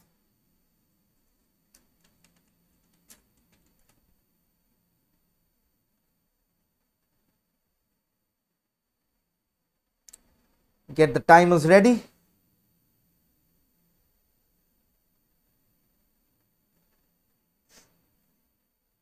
Andrei Shevchenko would have everything to do for the Ukrainians. They need to get back into this game to have a higher hope and to have a possible chance to get in as group runners up. 4 points and a draw gets them through. The Ukrainians would be kicking off in the second half from the right to the left of your screens in their all yellow. As we look to start, the referee has the whistle in the mouth and kickoff is on for the second half. Let's see how Group C concludes.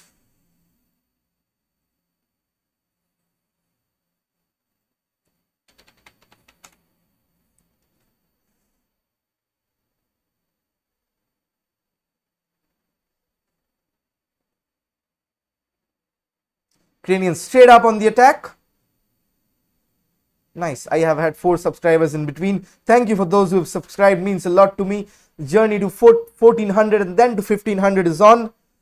Need all of your support to reach that as fast as possible.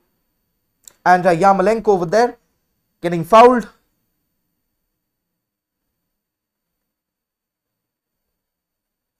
The Austria is giving away a cheap set piece with Alexander Zinchenko up there. Kevin De Bruyne beta. As people like to say it.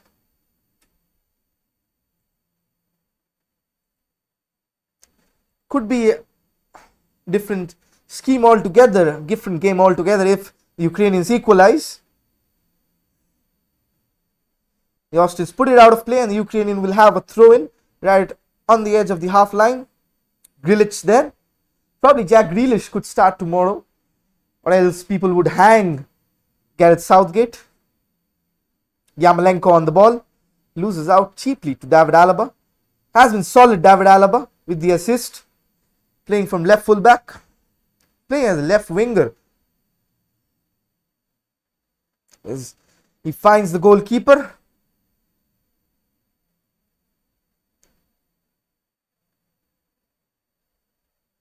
Pass is a bit wayward. And Bachmann can gather. New Real Madrid signing David Alaba. Ukrainians get ready to restart. See the 4-2-4 press that they have been going on. Exactly 4-2. See the triangle over there. See the triangle. The passing triangles have been cut off with the pressing triangles. A lot of tactics to understand from these matches where individualism doesn't really win you a match. You have to win through tactics. It's Mykolenko on the ball with step overs.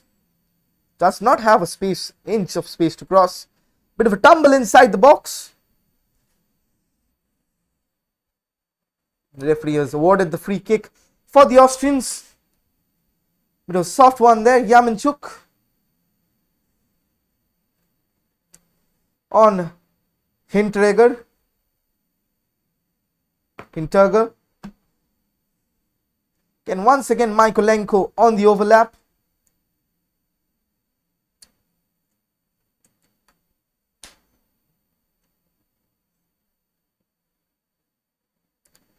See the foul once more. We were coming together of sorts. Not an easy one to take.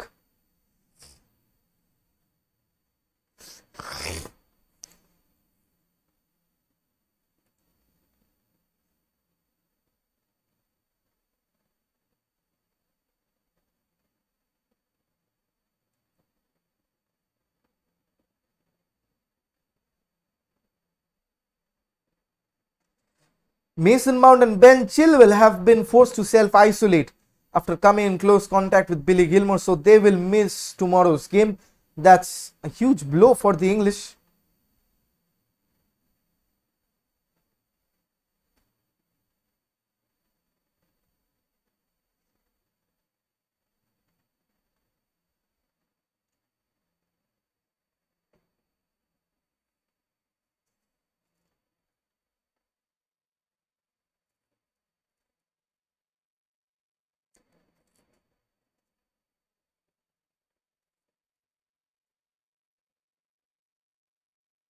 Up and about is okay right now.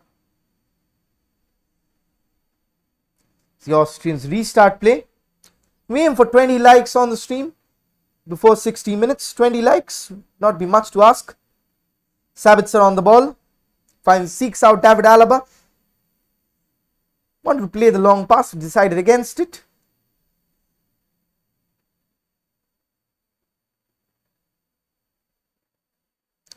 Ukrainians tussle for the ball. The ball is out. Be an Austrian throw-in. Baumgartner over there, nursing his head injury that he had from the first half.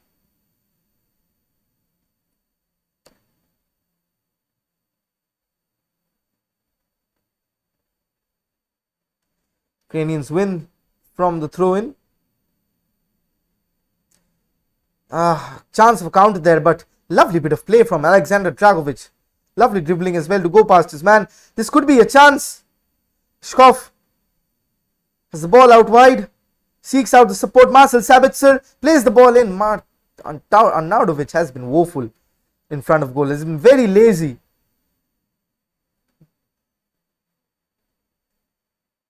Grilic now. The shot comes in and it's saved. Schlager rather, not Grilic. Ukraine again, the goalkeeper playing the ball early. Yarmolenko. Zinchenko for support. Zinchenko on the ball now. The Man City midfielder. Seeks a lovely ball to Yarmolenko. This could be the equalizer, folks. The ball is played in. The shot comes in and it's blocked and the Ukrainians have a corner. Second half, Ukrainians have been much better. Yaremchuk with the shot there. Yarmolenko in acres of space with David Alaba pushing up. Yarmolenko always holding the touchline, creating the width. That's how Ukrainians try to play. One with the fullback Mykolenko on the left half. Another with Yarmolenko on the right half. Lovely bit of skills there. Referee is given the free kick because of a lack of advantage. Zinchenko there. Given offside probably. Unfair to be honest.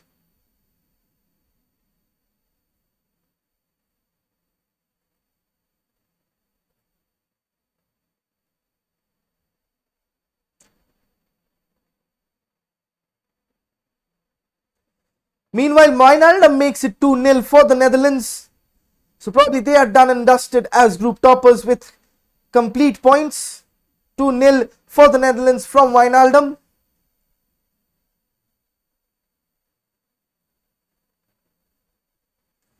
So this is how the group stands at the moment. Netherlands making it 2-0, 7 goals scored, 2 conceded. Right now, at the moment, it's Austria going on as runners, but Ukraine would like to change that with a flurry of efforts, but they do give away a cheap free kick. David Alaba territory.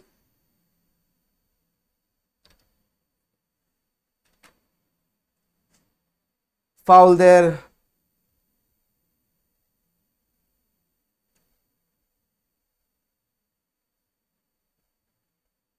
On Schlager. David Alaba places the ball. Could have had an option from Sabitzer as well, the RB Leipzig man. David Alaba, his expert dead ball, got an assist from the first one. The ball is played in. Marko Naudovic shoots it in, but it phases past. A touch there again could have doubled the lead and ensured qualification, probably in all hopes and means for the Austrians.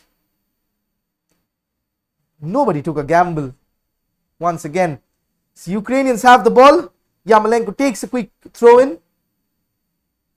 Zinchenko now playing the furthest forward. Yarmolenko not offside. The ball is played in. It's a bit of a weak one. Had more time there. Karavayev. David Alaba clears.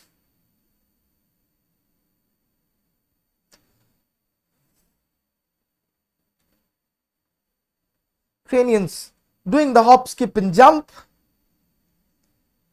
providing the country all the support. Right, Shevchenko, we are proud man. See, Austrians feel likewise.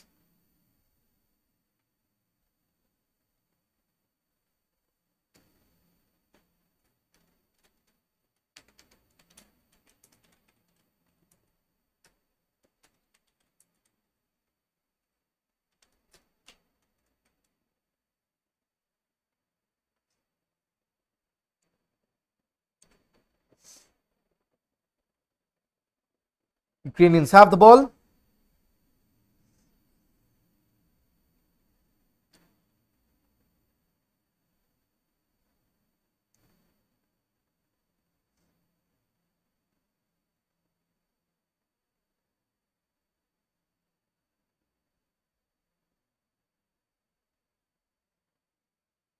Yarmolenko on the ball. Goes past one with relative ease. Goes past two. The cross is played in. And it's a corner. Is it? Nope. It hasn't crossed the line. It's a goal kick. Schaffer there defending earnestly. Pretty well.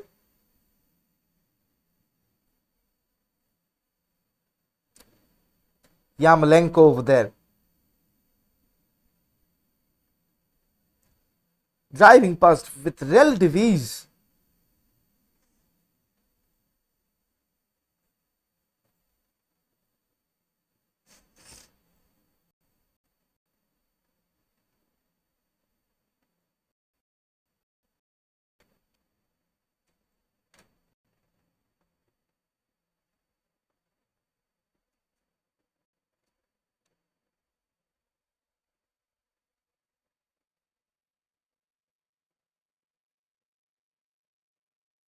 Ukrainians on the counter charge. Have the ball in a decent space. The ball is played in, but again Alexander Dragovic has absolutely cut off everything. The Ukrainians are managed for space. David Alaba seeking the counter, plays the ball out wide. Konrad Lyman now popping up on the left. Acres of space in midfield, in and around the half space. Takes the shot in, but it's blocked. Again the shot comes in, but it's played out wide. Ukrainians skyward there.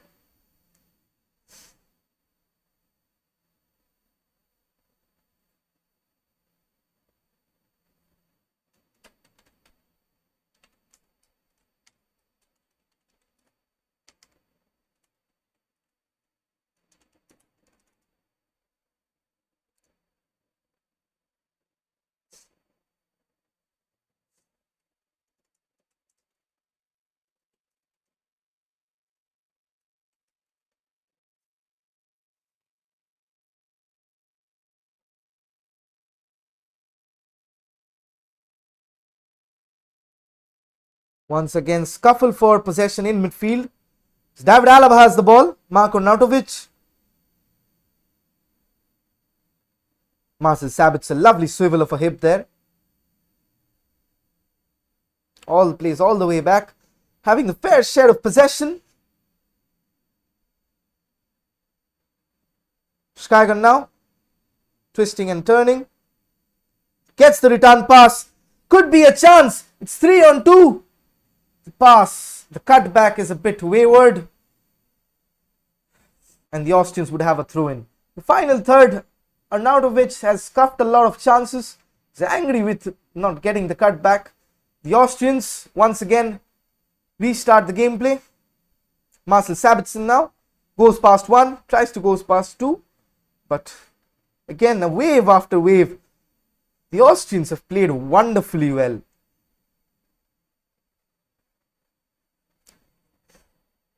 Do not forget to hit a like on the stream, folks. As David Alaba tries to bring it down, but it's closed out by Karavayev of the Ukrainians. Switches it. Mykolenko seeks out Shaparenko. Has Yamanchuk and Andrei Yarmolenko in support. Goes with Karavayev, the right fullback. Again, Yarmolenko.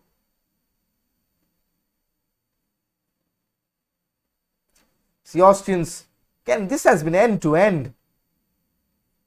Yarmolenko winning the ball back for the Ukrainians.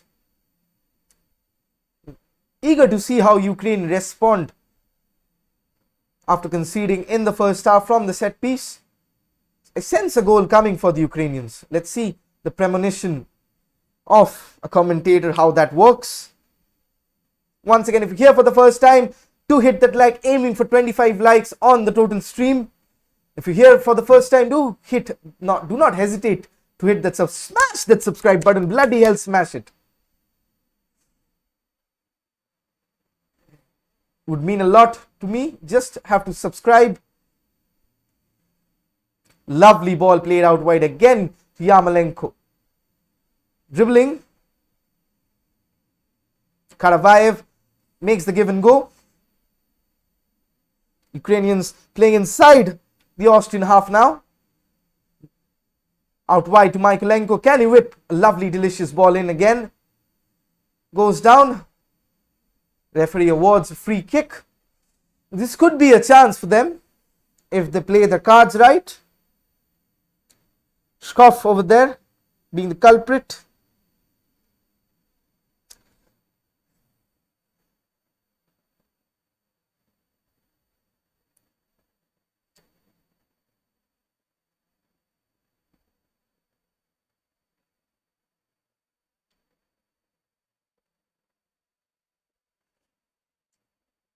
Wait to see what happens on the set piece.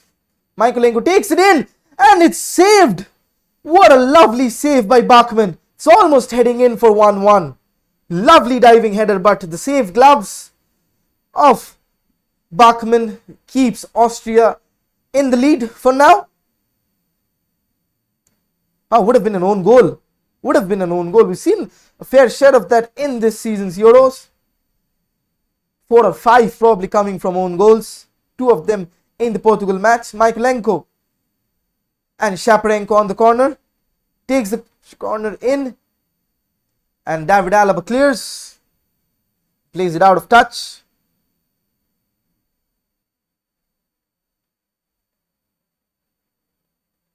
Coming close and closer, the Ukrainians. Shouts for handball over there.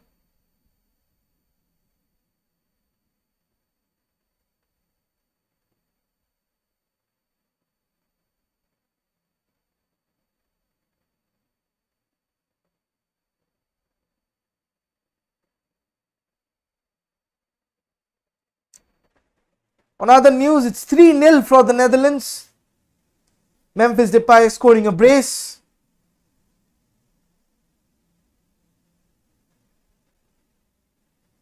Free scoring Dutch. Defense as well. Missing their captain Van Dijk. The Austrians, lovely bit of footwork over there. Keep hold of possession. as well as their playmaker in chief Donny van de Beek. Lovely bit of football being on display in the Ukrainian match as well. Loose pass. Grilic on the ball, hits the referee. Have a drop ball.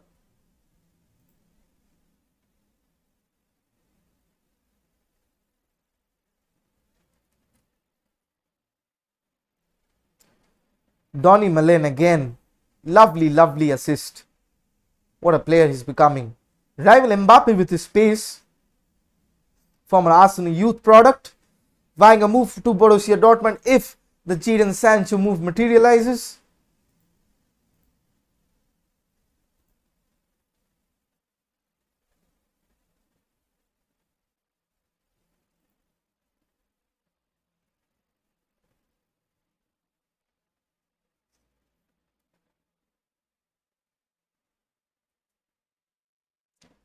David Alaba playing as a left winger more often than not.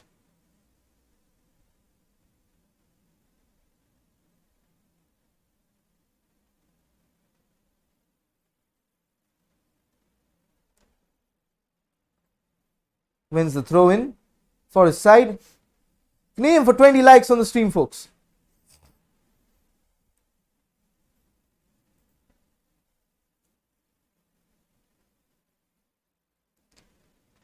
Once again, cannot get hold of play. Show you the stats in a bit.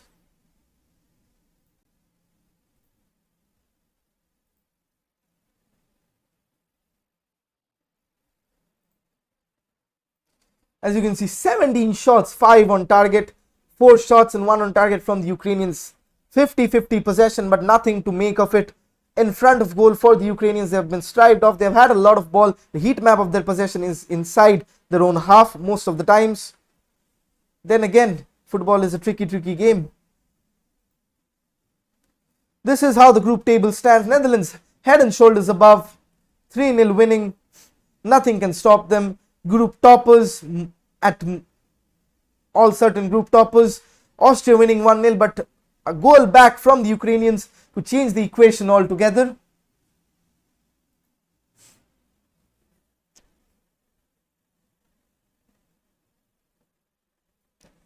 A lot of missed pass from the Ukrainians.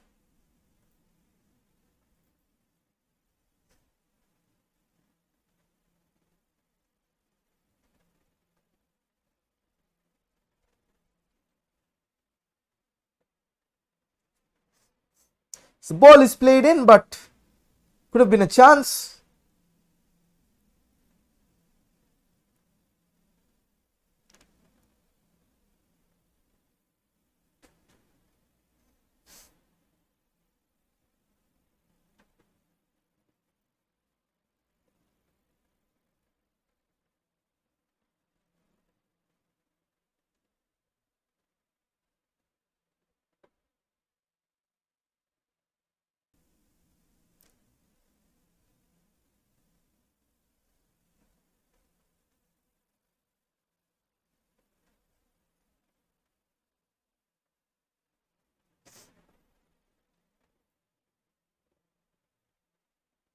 So ball is played out wide to the Ukrainians. The shot comes in.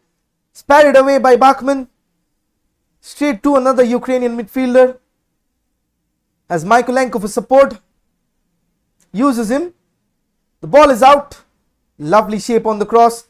Reaches to the other winger. Wing back. Karavayev. Still has the ball. Looking to maneuver space, but it's cleared out wide. Alexander Dragovic has been a beast. Italy will win the Euros. Let's hope so. Rujida like mere otata phat kore ekta.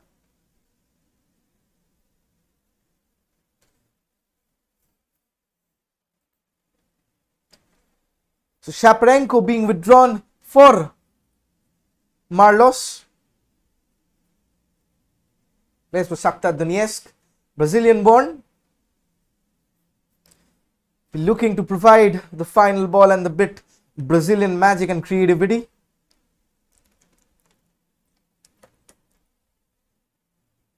Lovely turn there. Lovely Cruyff over there.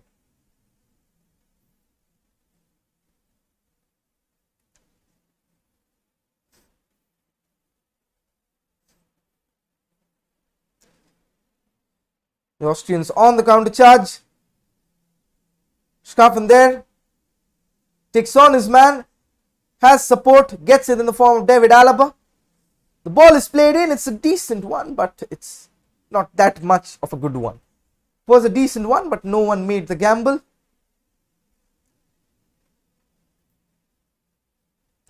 David Alaba, future Real Madrid player. 70 minutes up, but still no equalizer from the Ukrainians. They feel hard done by if they have to qualify as third.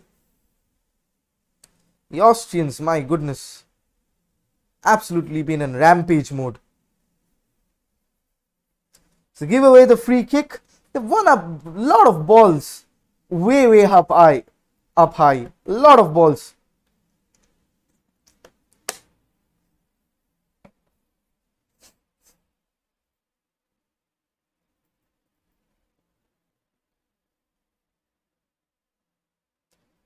Probably Pandev has scored. It should be 3-1. Was he substituted? I think it was substitution.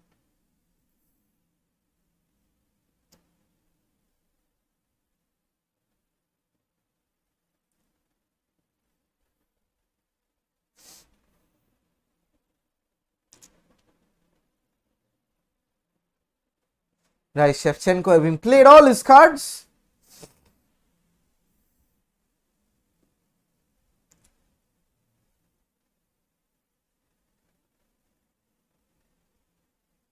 Austria on the attack.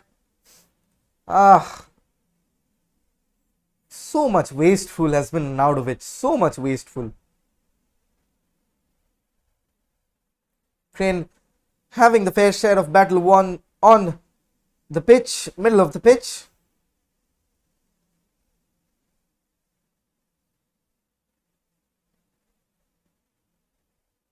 The Austrians on the counter attack. Marko Arnautovic is there on support. Finds him. Marcel Sabitzer.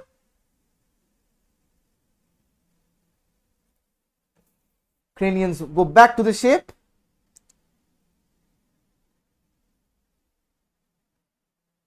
It's a wayward pass. Loose pass over there.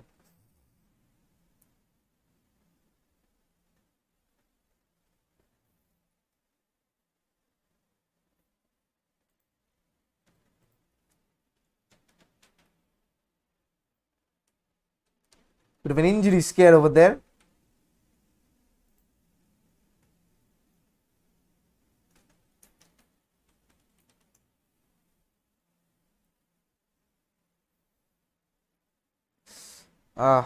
That looks a nasty one. Don't want to see all this. Ukraine are so slow. It's because of the fact that the Austrians have pressed so much that when I was explaining at half time how they initiate pressing triangles to counter passing triangles. For the Ukrainians employ for every man there should be 2 passing ranges. That only works when you have space in midfield, which they have. But the Austrians are so brave. They're pushing Alaba up. They're having all the men for the passing triangles, and they're squeezing out possession at every point of time. They're squeezing out possession. Konrad Leimer makes way for Stefan Saknier. Been butchering a lot of names. Please do forgive me for that. Once again, if you're here for the first time, do hit that like and that subscribe button. If you want to contribute to the channel, contribute to my stream and buy me water. So you can contribute to the numbers above. Buy me 10 bottles of water. Since Cristiano Ronaldo advertised, I've stopped drinking soft drinks. Alcoholics as well. Marko Arnautovic should be offside. Yes, the flag gets raised up in the event. Aiming for 25 likes would be wonderful to have 25 likes on the stream. So do not forget to like the stream as well. Do share it to your friends. We'll be covering England versus Czech Republic tomorrow at midnight IST, 7:30 p.m. GMT. Is it 6:30? I'm getting the daylight savings a bit wrong. Right now it's Karavayev. Straight pass. David Alaba recovers. Final 15 or so minutes, including added time. Can the Ukrainians make a comeback on this match and go on to the knockout rounds as runners-up? Or can the Austrians, with all their effort, all the shots, get their all-elusive second goal? Only time will tell as we come on to the business end of this group. Meanwhile, it's still 3-0 for the Netherlands. Donny Malen, absolutely amazing performance from him. Lovely bit of play there, but a shutout. The Austrians would have a throw-in. Karavayev, Mykolenko there, being able to clear. Marcel Sabitzer has been played decently well with his reputation. Nothing else to show for it. Could have had an assist had Marko Arnautovic decided not to pull his shitty pants tonight and decided to act like Timo Werner. That's football, right?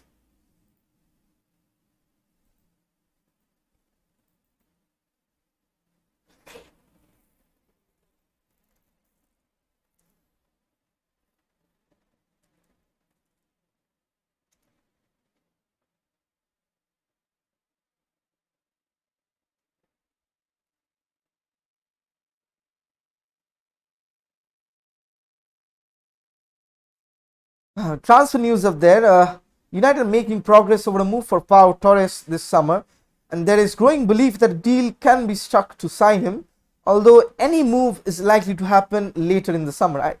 Definitely, if you have Varane waiting, MUFC saw a 50 million package to sign Rafael Varane, rebuffed by Real Madrid, but remain in dialogue with the Spanish club and will seek a compromise over the fee, but are reluctant to meet Madrid's 80 million valuation as the set piece comes in. And the shot is a wayward one. The defender is out of contract next year. Rafael Varane and Jadon Sancho, definite title contenders.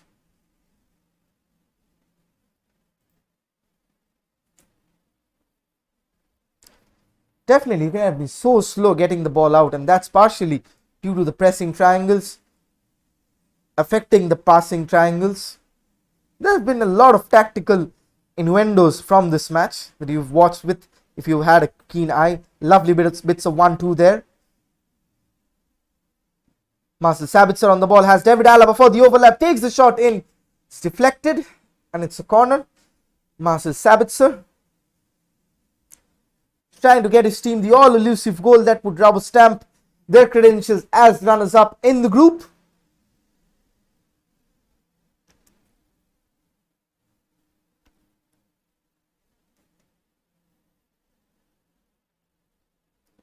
Marlos there coming back in defense. 34-year-old Ukrainian plays for Shakhtar Donetsk.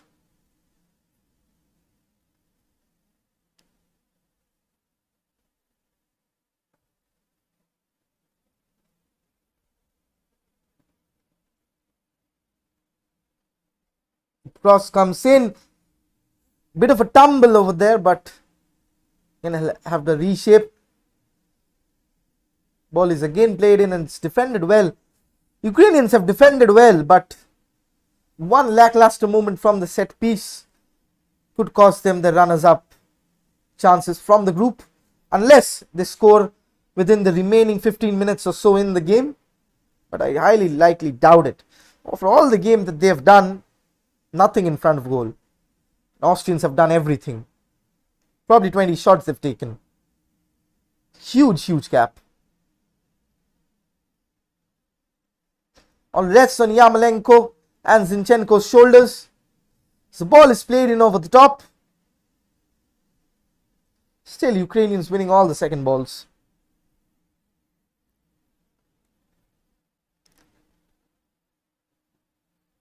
Can loose pass there. Ukrainians can be caught on the counter attack now.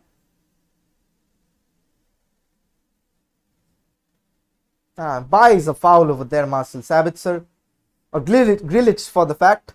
Buys that foul there from Zinchenko, is going nowhere. You put a silly challenge in. That's what happens with the rush of blood when you're trying to win the ball back quickly.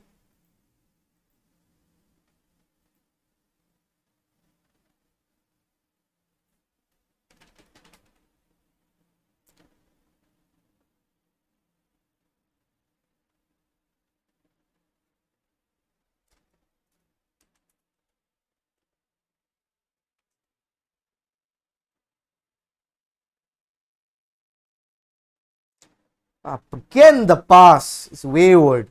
Wayward. The Austrians again on the attack.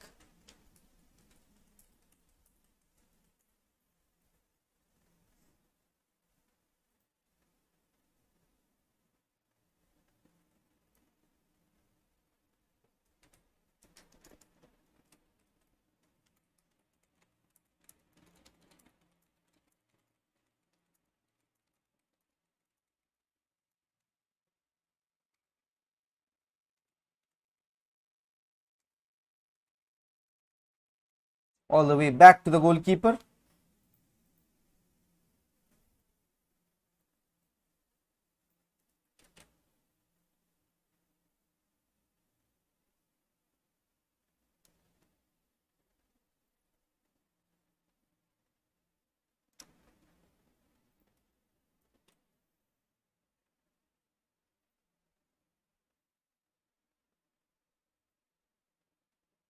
Ukraine looked tired. Truly, Ukraine looked tired. Because the pitch is wide. That's the difference. We do not take into account these things. The pitch dimensions played a lot of part. They could not stretch as they wanted and maintain the close spaces to have those passing options coming on from deep. That's where Austria stood out. They played the game braver. They have the results to show for it. 20 shots. They have the stats right now. So this is what's been going on. 18 shots, 4 on target. Just the 4 solitary. 3-4 times the shots. This is amazing. Really amazing. So ball goes there. Could have been a lot of difference in the statistics considering the fact that Arnautovic missed a lot of chances. Not a goal. Galti se miss ho gaya bhai. Table is this. 3-0 for the Netherlands. Austria still leading 1-0. Ukraine needs just a goal to qualify as runners-up. Striving for it.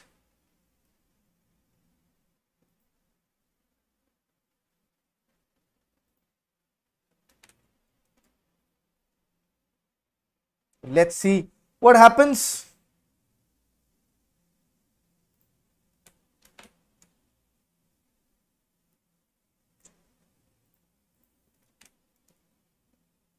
Ukrainians looking to push on. The final embers of the match. 10 minutes to go. Can the likes of Zinchenko, under the guidance of Shevchenko, get the Ukrainians their all coveted goal and look to actually take the game by the scruff of the neck in the last final exchanges? Right now it's all Ukraine on the ball. The Austrians having accepted the route from a counter-attack.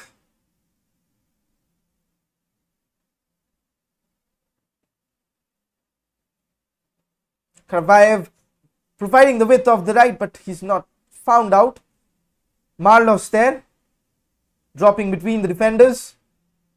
Pass is a bit with lots of missed passes, man. Mykolenko, Zinchenko there, cannot believe it. He's probably the best passer on the team. But under pressure, anything can happen. Anything can happen. Can we target 25 likes, guys? 25 likes would mean a lot from you. And also, do not forget to subscribe.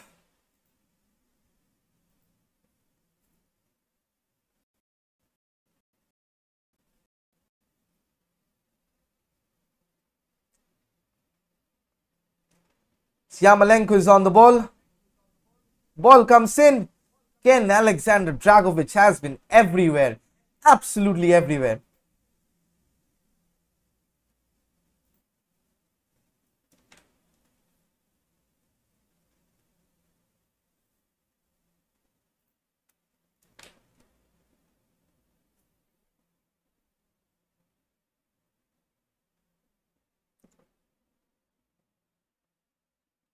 The ball is played over the top.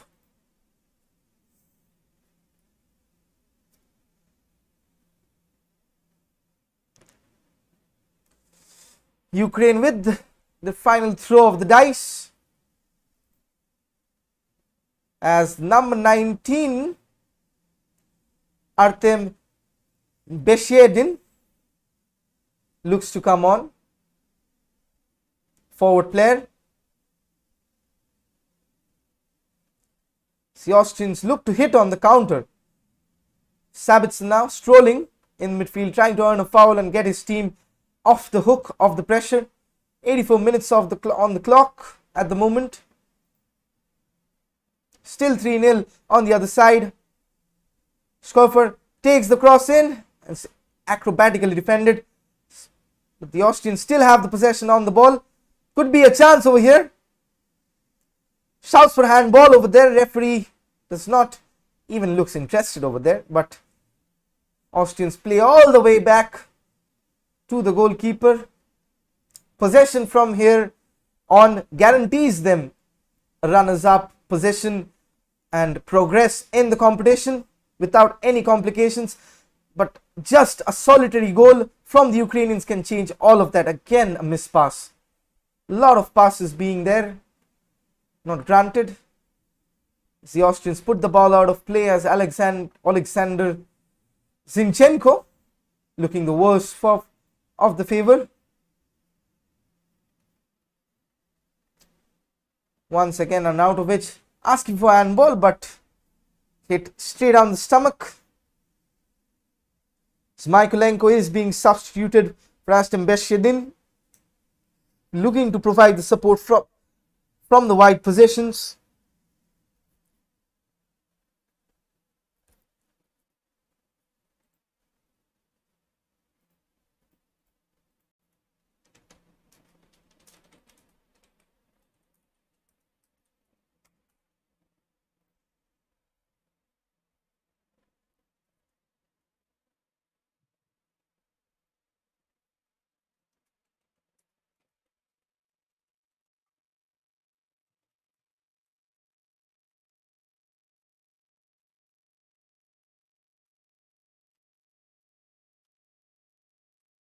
Bit of a scrap there.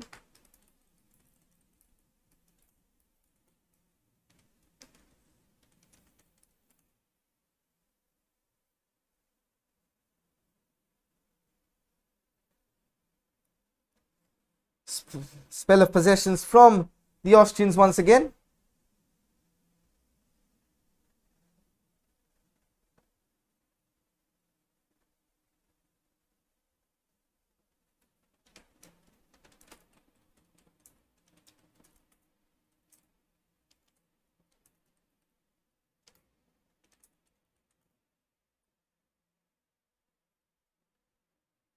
Ukrainians, Alexander Zinchenko with the ball. Ukraine do look tired over there. They can change the score line right now. Karavayev on the ball. Acres of space out wide for Yarmolenko. Plays the ball in. The header doesn't hit the yellow head. Ukrainians will strive for that late equalizer, and I'll go berserk if they manage to do it. They have the pilot, Alexander Zinchenko, playing fullback now. Can Yarmolenko, acres of space out wide. Lovely pass. Nothing to show forward, no support at all. The shot comes in and it's just placed past that post. Just played past that post, Mykolenko.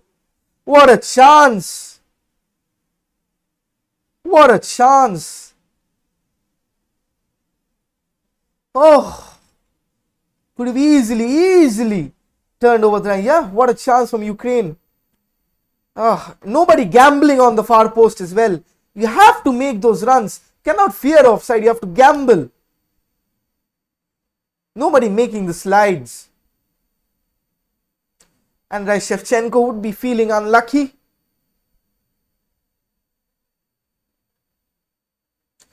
A cheap surrender of possession. Marcel Sabitzer on the ball. Finds Shkov. Playing themselves into trouble. The Ukrainians giving their everything at the moment. David Alaba on the ball.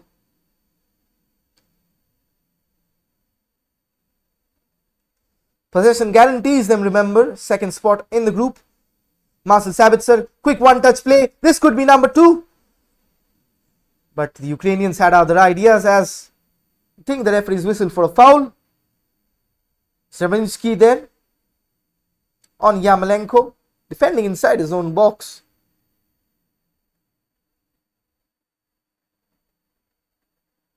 Yeah, that would have been offside. Should have is given offside in the end. Zabrinski there. Zabrinki, not Inski. Ukraine fans in full voice. Maybe a bit of a complication if other teams make that 4-point mark.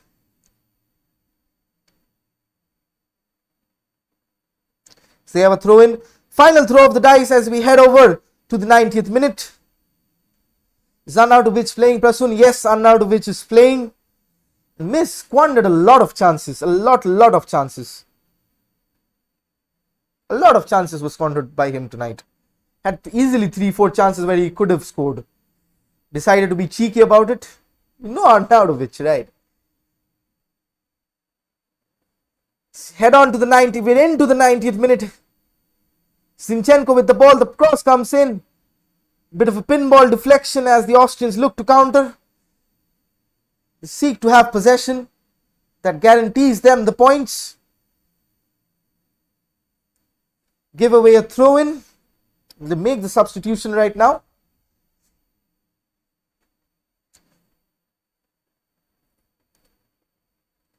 So, yeah, he served that suspension. And then he is back. So, Arnautovic is being withdrawn. And Kalajic is on for what looks to be around 3 minutes or 4 minutes of added on time.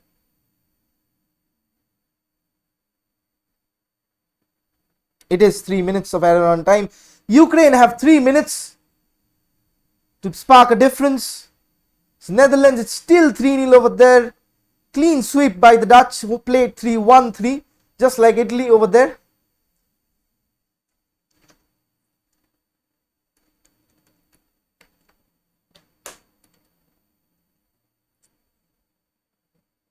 Will take the free kick. It's headed out by Dragovic. He's been absolutely outstanding in this match. He's won head and shoulders of every attack that has been christened to him. The ball is played in. Karavayev has Yarmolenko for support. Seeks him out with the trickery. The ball is played in. This could be a chance. But the Austrian defense covers. 3 minutes of added on time, right? But it was offside. Offside flag was up. Unlucky there. That may be that. I think they have chance for one more attack, but I think the Austrians look to keep possession. The Ukrainians are so distraught with proceedings at the moment.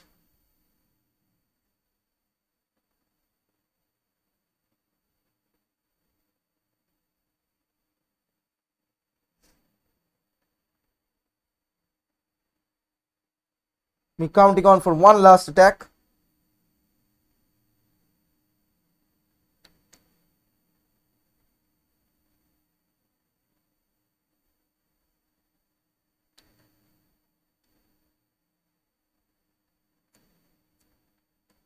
Throw in comes in. It's now or never as we head into the final minute of stoppage time. Zinchenko on the ball. This has to be it for the Ukrainians. Lovely ball out wide. Yarmolenko face to face with David Alaba. Goes past him, but then again it's retrieved by the Austrians. Once again retrieved by the Ukrainians. They have another chance. The cross is played in. Still the ball remains. Zinchenko plays a smart pass. Ball again, that's in. Just a bit away from Yarmolenko over there. Tries to win the foul cheaply. Referee wasn't having any of it. I think that's that. Marcel Sabitzer on the charge. Could be 2-0 over here. The ball is played in.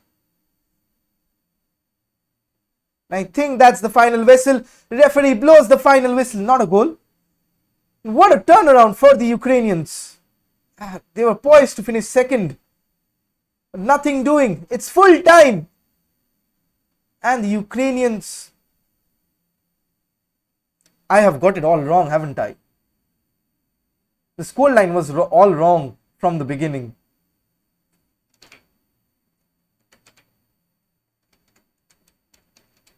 Nobody told me to correct that. Nobody told me to correct that. So 1-0 for the Austrians. They are overjoyous. They are overjoyous. So we'll have the stats for you and for the final standings of the group. So these are the stats: 18 shots, 5 shots to them. Again, a birth of possession, nothing could be done. Ukrainians hold their hands on their hips and be waiting for other to actually see where they stand in terms of qualification. This is the group table at the moment. Netherlands qualify, Austrians qualify, Ukraine unlucky to have to do so.